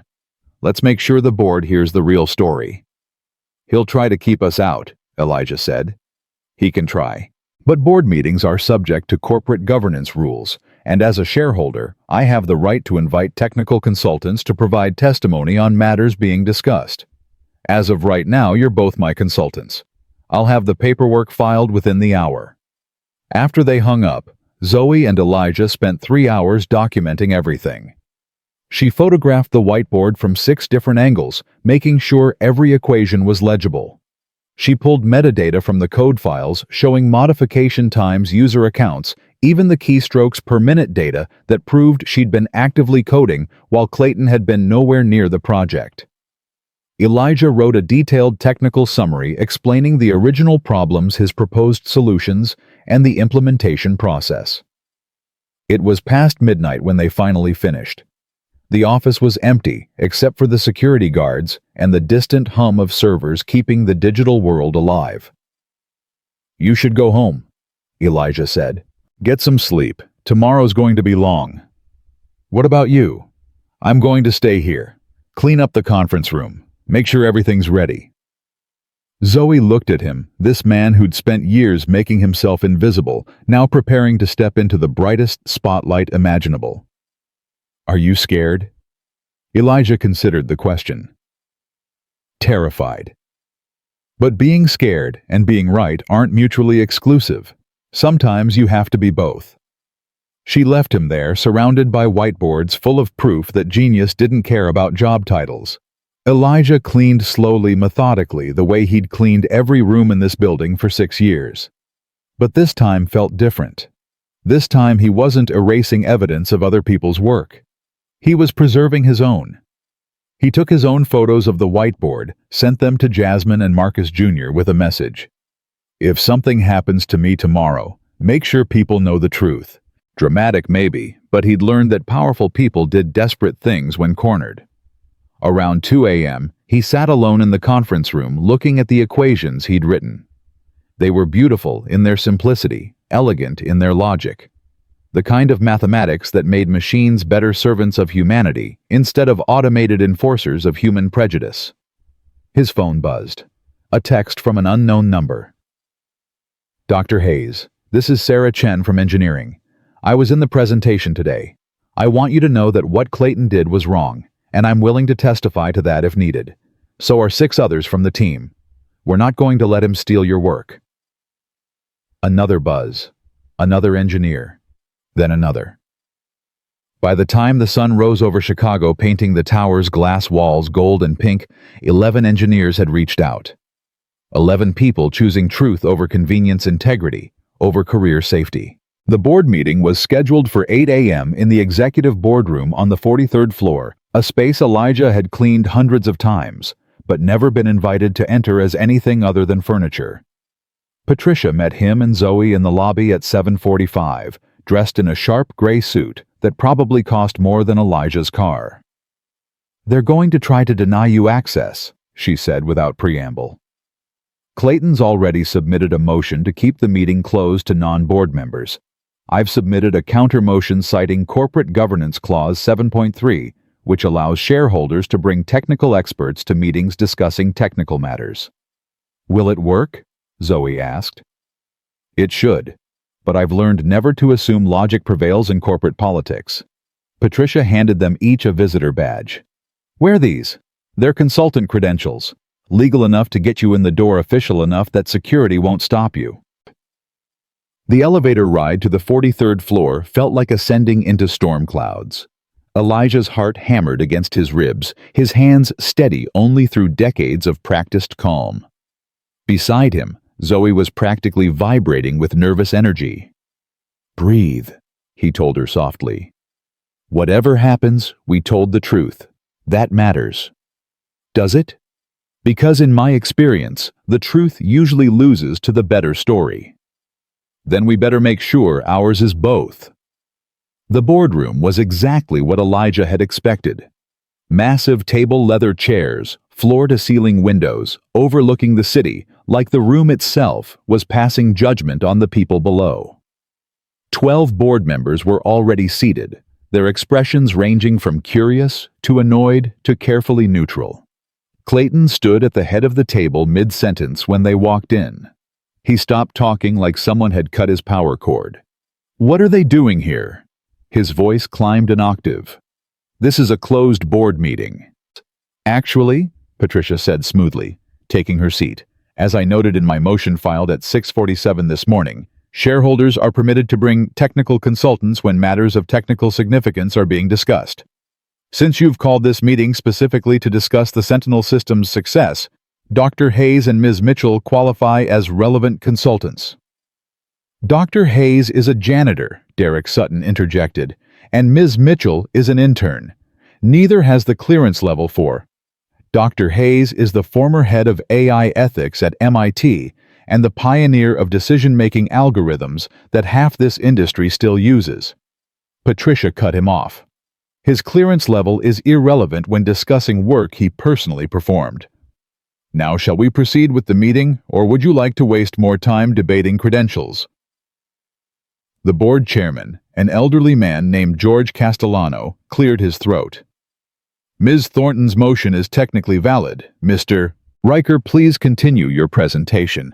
Dr. Hayes and Ms. Mitchell may observe." Clayton's jaw was so tight, Elijah could see the muscles working. But he pasted on a smile and pulled up his presentation on the massive screen behind him. "As I was saying, the Sentinel system represents a major breakthrough in ethical AI development. After 8 months of challenges, my team and I developed an innovative approach to eliminating bias in threat assessment algorithms." He clicked to the next slide, which showed before and after test results that were absolutely Elijah's work. By reconceptualizing the fundamental weighting structures and implementing contextual analysis layers, we achieved a 97% accuracy rate while eliminating demographic-based false positives. He talked for 20 minutes smoothly, presenting every solution Elijah had developed as if Clayton had been the one with chalk dust on his fingers at 3 a.m. The board members nodded approvingly. Several took notes. One asked a technical question that Clayton answered just vaguely enough to sound knowledgeable without revealing that he didn't actually understand the mathematics. "This is extraordinary work, Clayton," George Castellano said when the presentation concluded. This positions us perfectly for the launch. The press conference at 9 should generate significant positive coverage. Thank you, George. I'm proud of what we've accomplished. Patricia raised her hand. I have a question. Clayton's smile flickered. Of course. These contextual analysis layers you mentioned, they're based on probability matrices, correct? Could you explain the mathematical framework you use to implement them? The room went very quiet. Well, it's quite technical, Clayton began. The specifics are. I'm aware they're technical. That's why I'm asking for the specifics. What was the core equation that allowed you to reweight the threat assessment without introducing new bias? Clayton glanced at Derek, who suddenly found his notes fascinating. The exact equation is proprietary, but the principle involved. The exact equation, Patricia interrupted, is displayed on the whiteboard in Conference Room C right now, along with approximately 40 other equations that demonstrate the complete redesign of your ethical framework. I've seen it myself. Would you like to walk us through your work, or would you prefer that we invite the person who actually wrote those equations to do so? Every face in the room turned to Elijah. Clayton's composure cracked like ice over deep water. Patricia, I don't appreciate the implication. Then let me be explicit rather than implicit. Patricia said, her voice sharp enough to cut glass. You didn't develop these solutions. Dr. Hayes did. Over the course of 48 hours while you were nowhere near the building, he completely rebuilt a system your engineering team couldn't fix in 8 months. And then you stood in front of those engineers and claimed credit for work you didn't do, couldn't do, and apparently don't even understand enough to explain. That's absolutely false, Clayton said, but his voice had lost its confidence. Dr. Hayes contributed some ideas, yes, but the overall vision and implementation were his, Zoe said, standing up. Her voice shook but held. I was there for all 48 hours. I watched him work. I coded the implementation based on his specifications. I have time-stamped files, security footage, and testimonies from 11 engineers who witnessed the presentation, where Dr. Hayes explained solutions you're now pretending you developed. Ms. Mitchell, you're an intern with an obvious conflict of interest. And you're a CEO with an obvious fraud problem, Patricia cut in. George, I'm formally requesting that Dr. Hayes be permitted to present the technical details of the Sentinel redesign. Let's see if his explanation matches Clayton's vision. George Castellano looked deeply uncomfortable, like a man who'd just realized his retirement party was about to become a crime scene. Mr. Riker, do you have any objection to Dr. Hayes providing technical testimony? I object to this entire ambush, Clayton snapped. This is inappropriate. It's unprofessional, and it's the truth, Elijah said quietly, speaking for the first time, which is apparently something you're afraid of hearing. All 12 board members turned to look at him. Really look at him, maybe for the first time despite his years of making their offices spotless. Say that again, George said. Elijah stood slowly. Mr. Riker is afraid of the truth. He's afraid that if this board understands who actually fixed the Sentinel system, it'll reveal that he's been operating above his competence level for years. That the company's success has been built by people he's dismissed, overlooked, and underpaid while taking credit for their work. You're fired, Clayton said flatly. Security. Sit down, Clayton. Patricia's voice cracked like a whip. You don't have the authority to fire anyone right now. George, as a major shareholder, I'm formally requesting a vote of no confidence in Mr. Riker's leadership effective immediately. The room erupted. 3 board members started talking at once. Derek Sutton looked like he was trying to physically disappear into his chair. Clayton's face had gone from red to pale to something close to gray. You can't do this, Clayton said. I've increased this company's value by 40%. You've increased it by taking credit for other people's work, Patricia shot back. How much of that 40% belongs to engineers you never acknowledged? How much belongs to Dr. Hayes, who's been here for 6 years, solving problems you created while you paid him minimum wage to empty your trash? This is absurd. George, you can't seriously be entertaining. Actually, George said heavily, I think we need to hear from Dr. Hayes, directly, if for no other reason than to establish what actually happened over the last 48 hours. He gestured to Elijah. Dr. Hayes, would you explain your role in the Sentinel redesign? Elijah walked to the front of the room, passing Clayton, who looked at him with something between hatred and desperation. At the screen, Elijah pulled up the photos of the whiteboard he'd sent himself. The Sentinel system had 3 fundamental problems. He began, his voice steady. First, it weighted historical crime data too heavily, which meant it was automating policing bias rather than predicting actual threats. Second, its behavioral analysis was trained on a dataset that defined normal as white-collar professional behavior flagging cultural differences and disabilities as suspicious. Third, its decision tree used recursive loops instead of linearized functions, creating cascading errors that compounded with each assessment. He walked them through the mathematics, the logic, the elegant simplicity of solutions that worked because they addressed root causes rather than symptoms. The board members leaned forward, some taking notes, all of them clearly understanding that they were witnessing expertise that couldn't be faked. The fixes took 48 hours to implement, Elijah concluded. Ms. Mitchell coded while I designed. The result is a system that actually works as intended, protecting people without destroying innocent lives. Silence filled the boardroom. Mr. Riker, George said quietly, can you explain these equations? Clayton stared at the screen, his mouth opening and closing.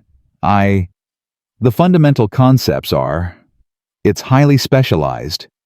He can't, Patricia said simply, because he didn't write them.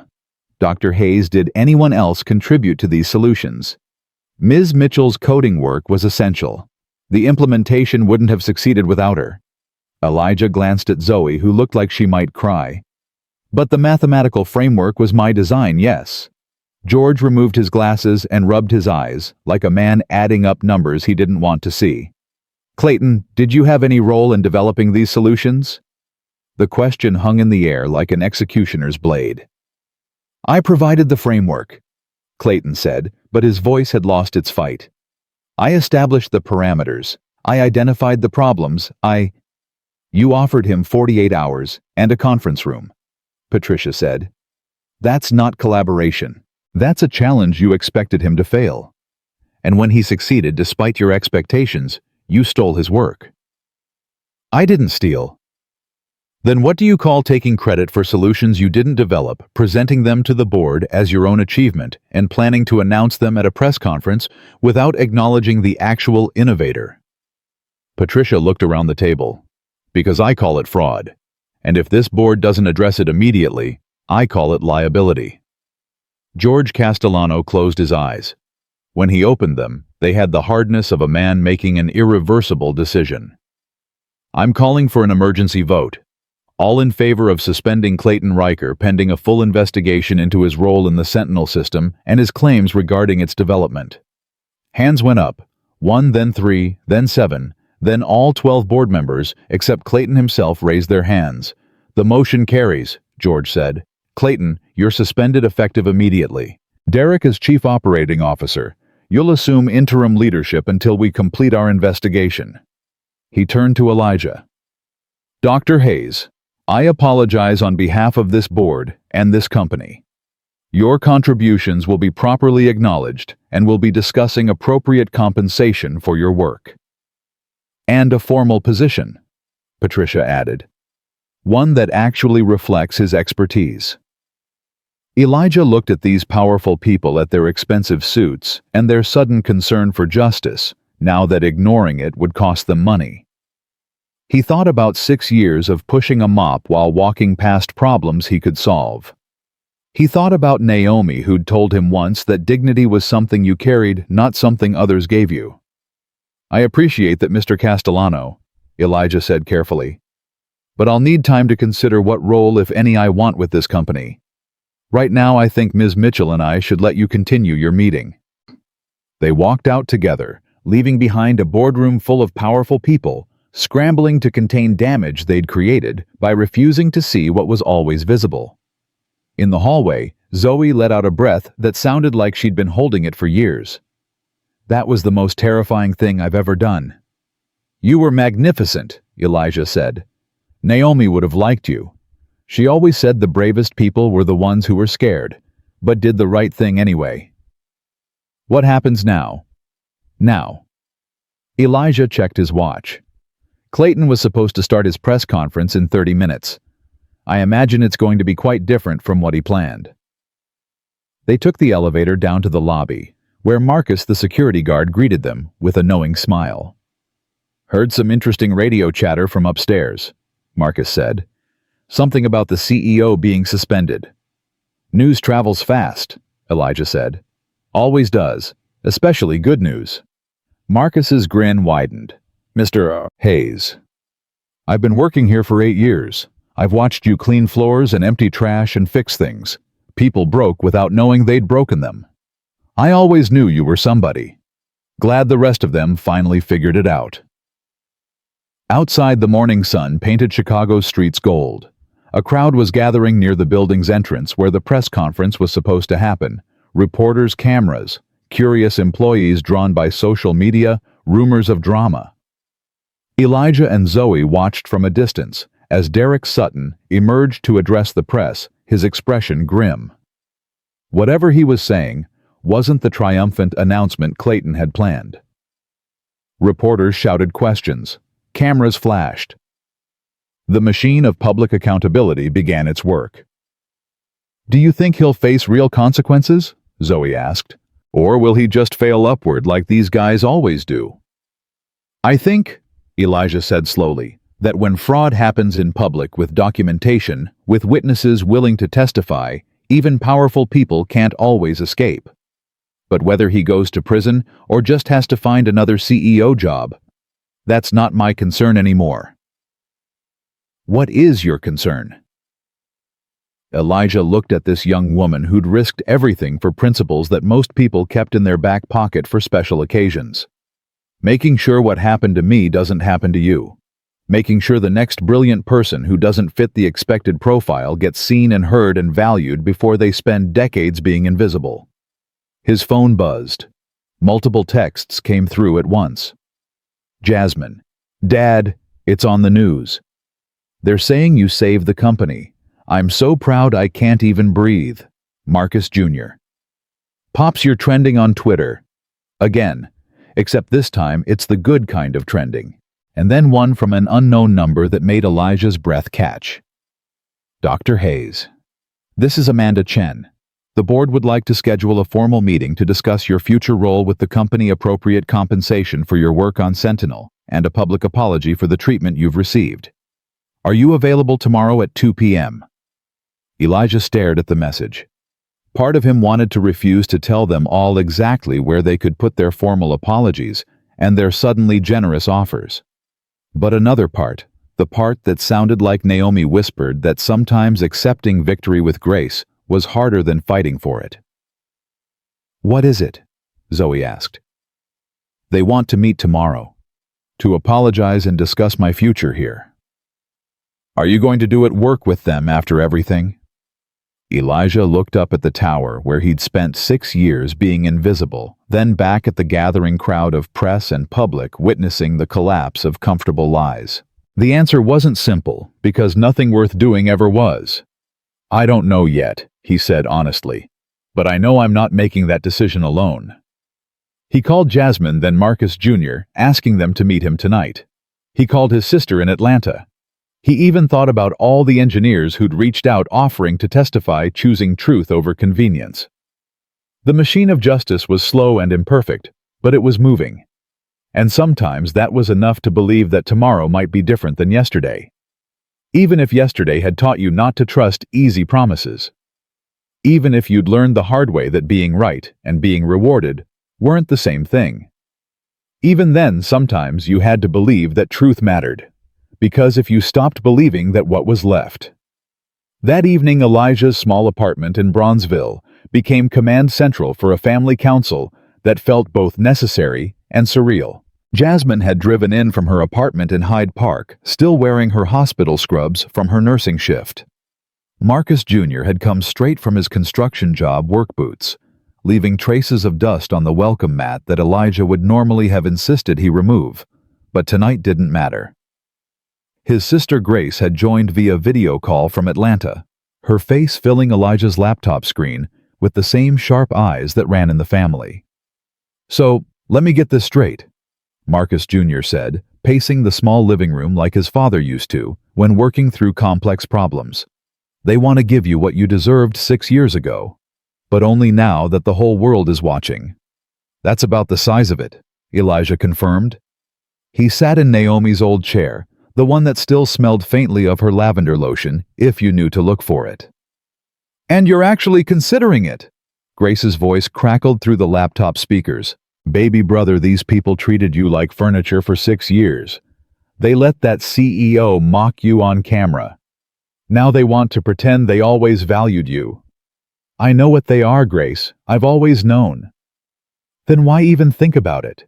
Jasmine asked, though her voice was gentler than her aunt's. "Dad, you could write your own ticket now. Universities would hire you back in a heartbeat. Tech companies would pay you consultant fees that would make your head spin. You don't need Langston Innovations." Elijah looked at his children, these beautiful humans he and Naomi had raised to believe in justice, even when justice was blind. "You're right. I don't need them.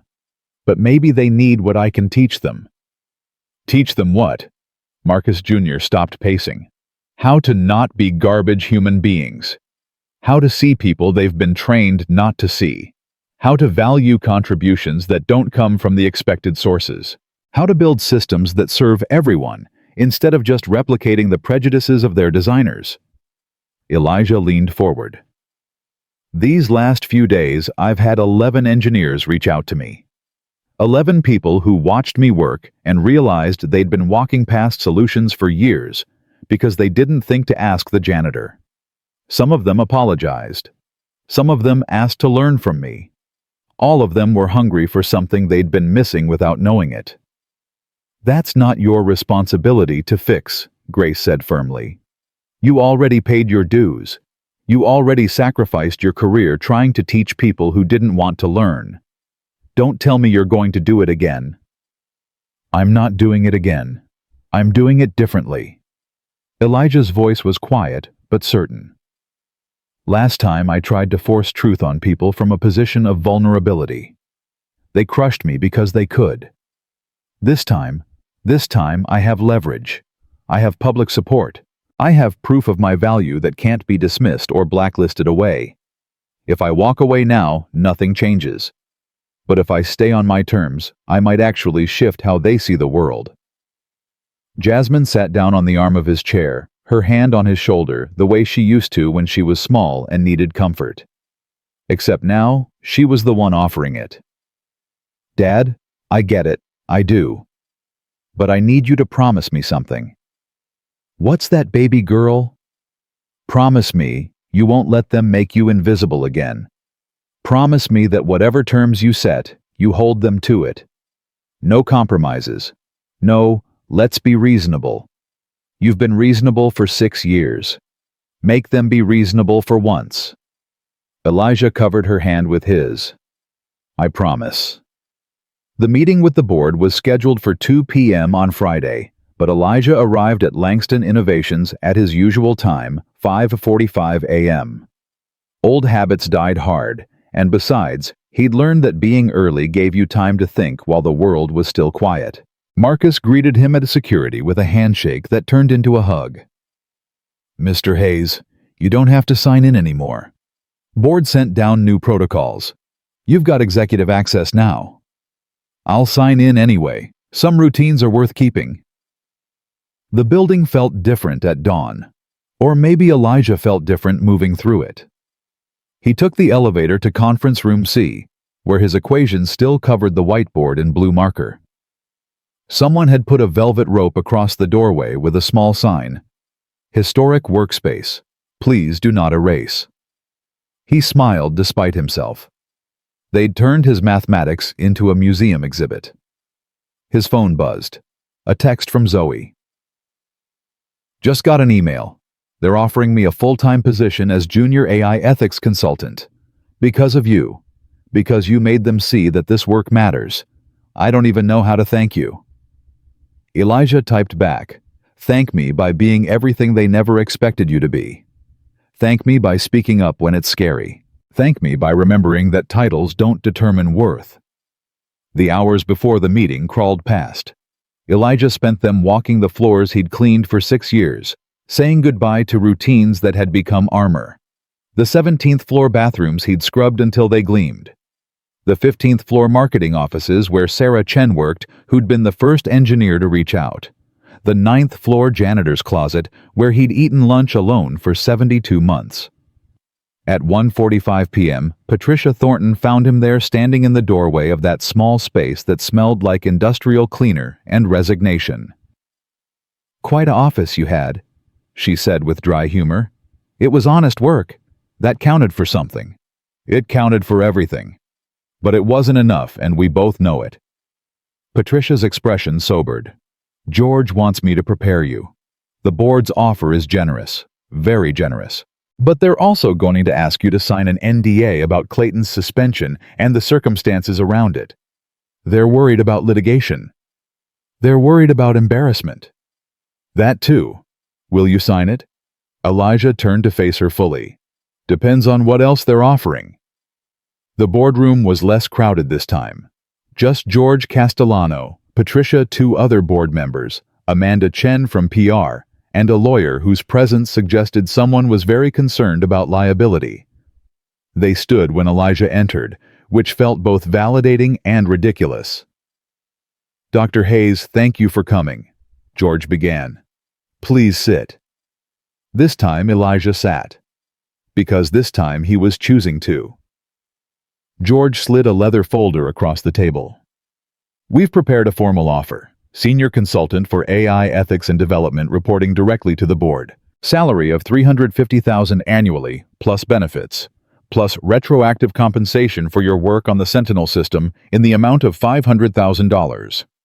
Your role would involve overseeing ethical frameworks for all AI projects, consulting with engineering teams, and serving as an advisor on corporate culture initiatives."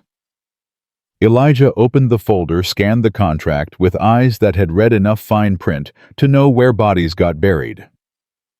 And the NDA. A standard non-disparagement clause. You agree not to discuss the details of Mr. Riker's suspension or make public statements that could harm the company's reputation. In other words, I pretend the last 6 years didn't happen the way they happened. The lawyer cleared his throat. We prefer to think of it as moving forward productively rather than telling the truth, Elijah finished. That's what you're asking. For me to accept your money and my silence in exchange for protecting the reputation of a company that paid me minimum wage to clean up after people who couldn't be bothered to learn my name. George looked uncomfortable. Patricia looked furious, but stayed quiet, letting Elijah speak.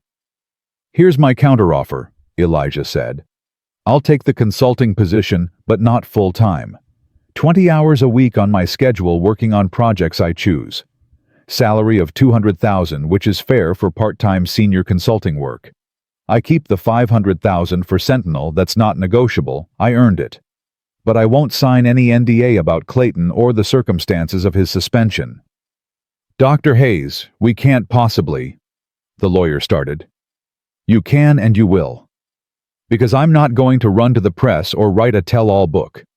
I'm going to do something much more dangerous to companies that prefer comfortable lies over uncomfortable truths. I'm going to teach, here and at universities and anywhere else that will have me. I'm going to train the next generation of engineers and developers to see what you didn't see, to value what you didn't value, to ask questions you didn't think to ask. And when people ask me why this matters, I'll tell them exactly what happened here. Not to destroy your reputation, but to make sure it never happens again. The room was silent for a long moment. And the other 80 hours a month? Patricia asked. What will you do with them? Live my life. Teach kids in my neighborhood who think tech careers aren't for people like them. Mentor students like Zoe who are brilliant but get dismissed because they don't fit someone's narrow idea of what genius looks like. Maybe write some papers again. Maybe just fish and read science fiction and remember what it's like to be something other than invisible or viral. George exchanged glances with the other board members. Some silent communication passed between them. Give us a moment. They stepped outside, leaving Elijah alone with Patricia. You're giving up over $1 million in salary, she said. I'm keeping my integrity. That's worth more. Most people would disagree. Most people never had to choose between the two. Elijah looked at her directly. You said you were a coward 20 years ago, when people like me got blacklisted. You're not being a coward now. Thank you for that. Patricia's eyes were suspiciously bright. You're making it very difficult to maintain my reputation as a hard-ass.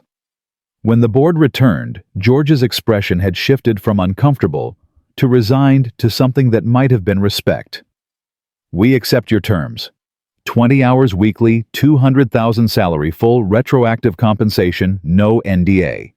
You'll have complete autonomy over which projects you consult on and how you structure your teaching initiatives. One more thing, Elijah said. Zoe Mitchell's position. I want it in writing that her role is permanent, not probationary. That she has authority to flag ethical concerns without retaliation. And that her salary reflects the value of someone who helped save this company from a catastrophic launch. George smiled faintly. Already done.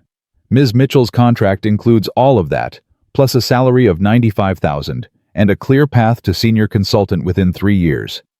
Then we have a deal.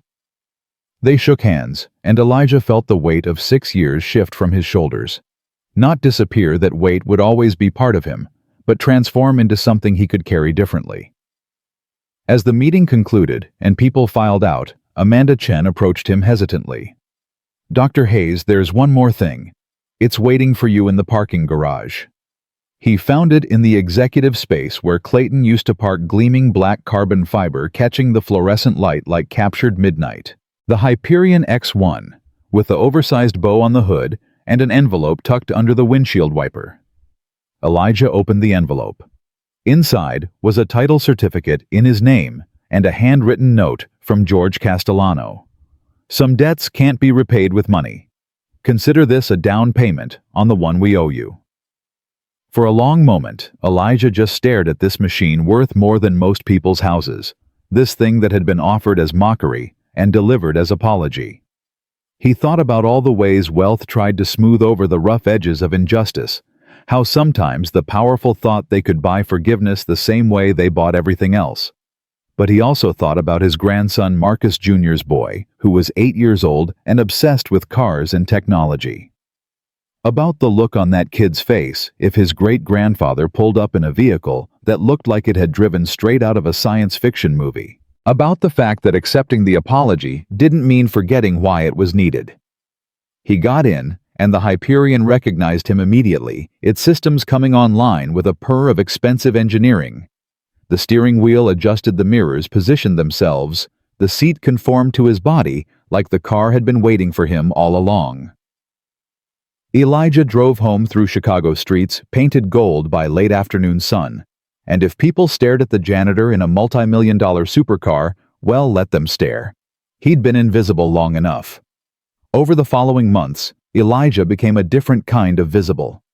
He taught 3 classes at Northwestern AI Ethics Decision-Making Algorithms and a seminar he designed called Technology and Justice.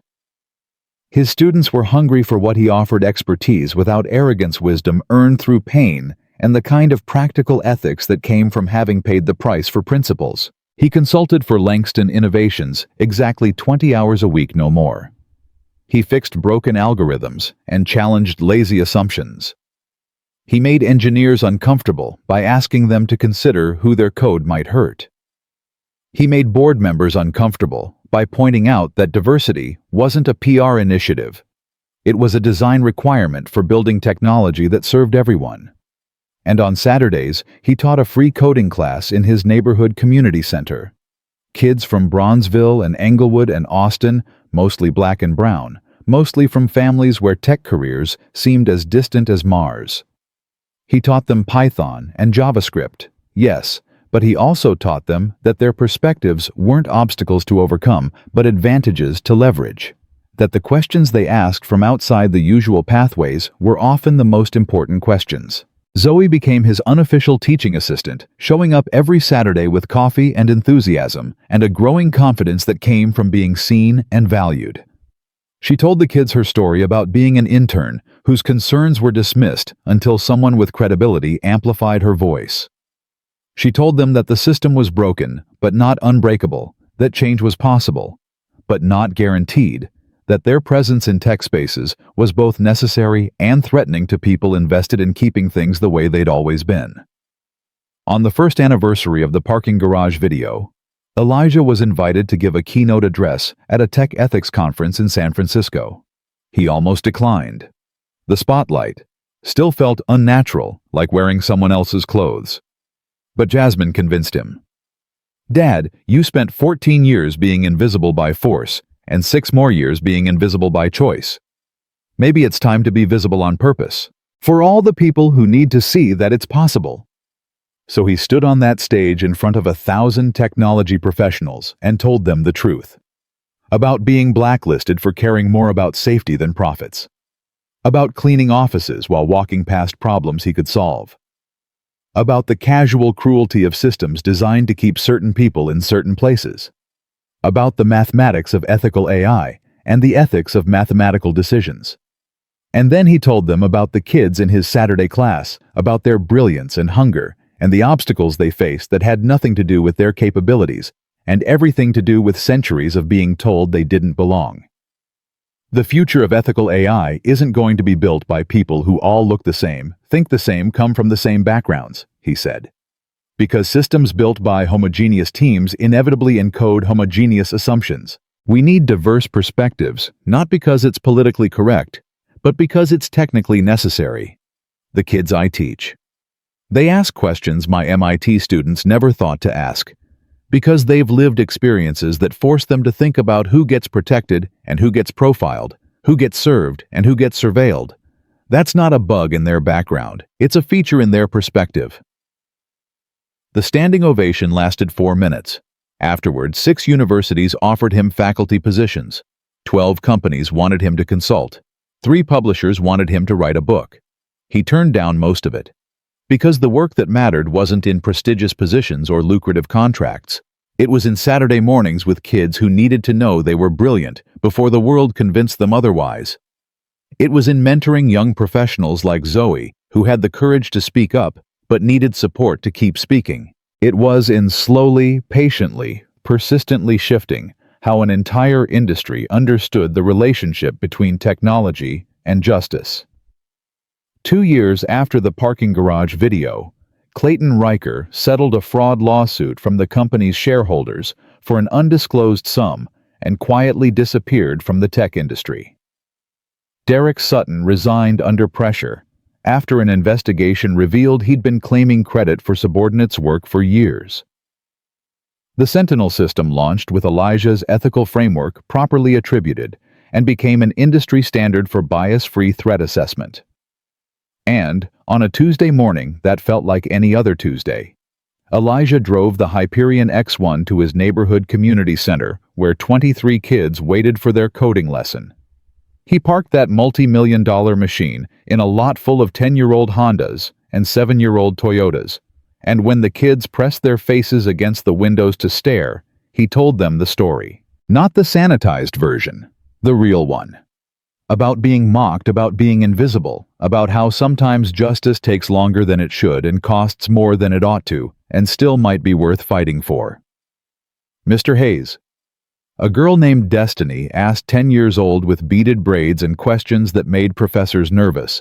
If you could go back and do it all over again, would you still tell the truth, even knowing what it would cost you?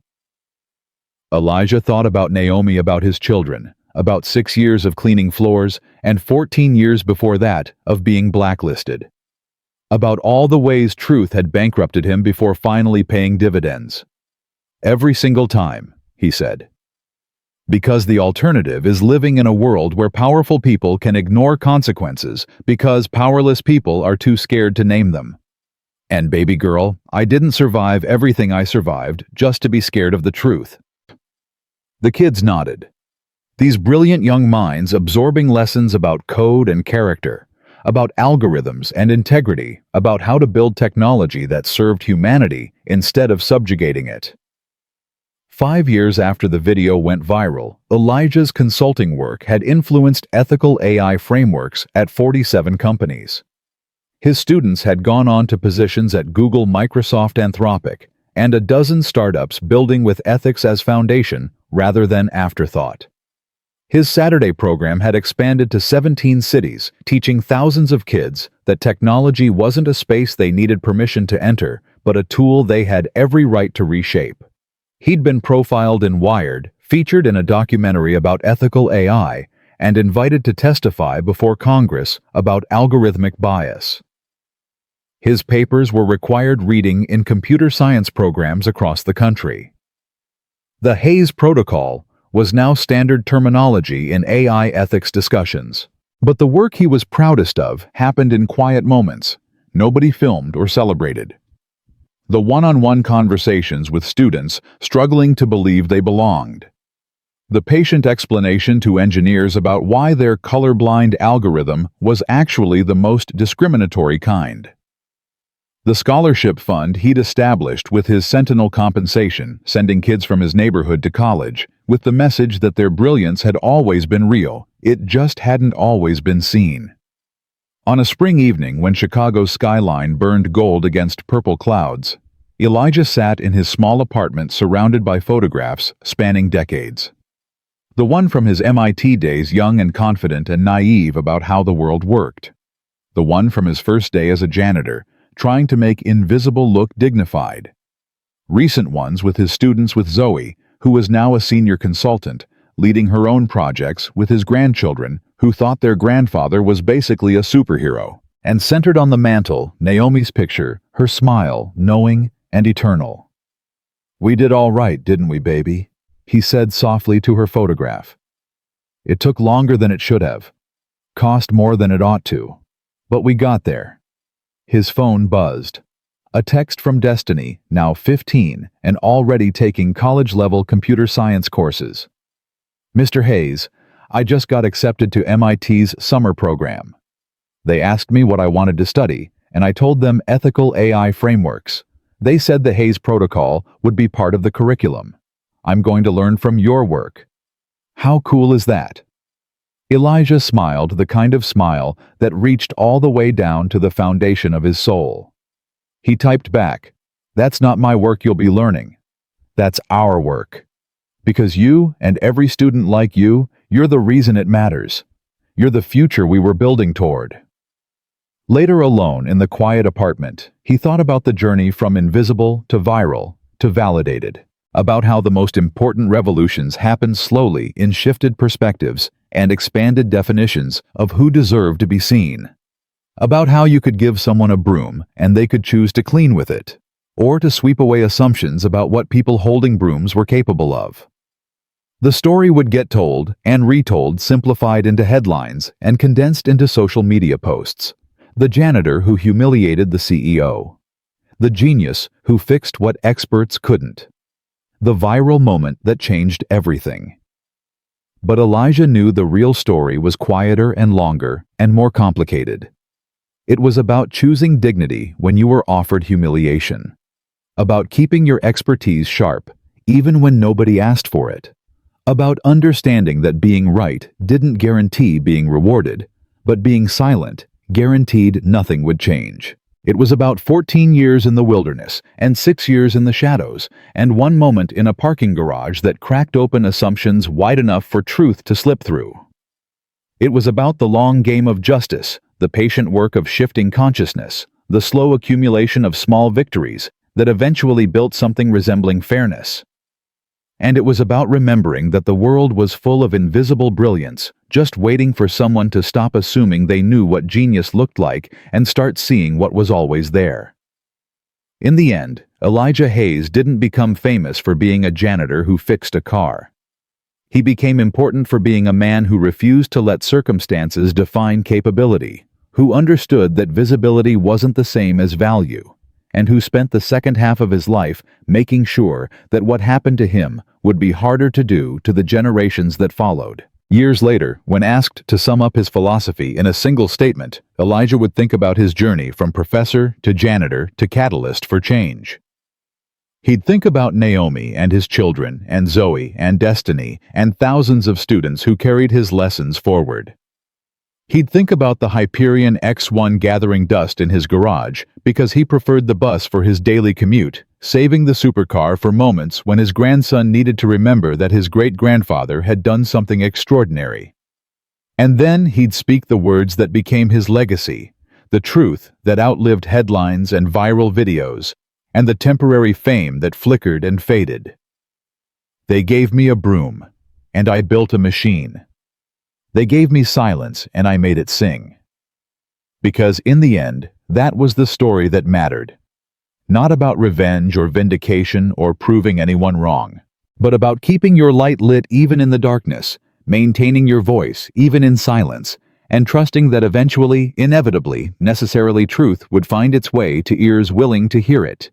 The invisible would become visible. The dismissed would become essential. And the janitor would teach the world that genius had never needed their permission to exist. It had only needed their willingness to see.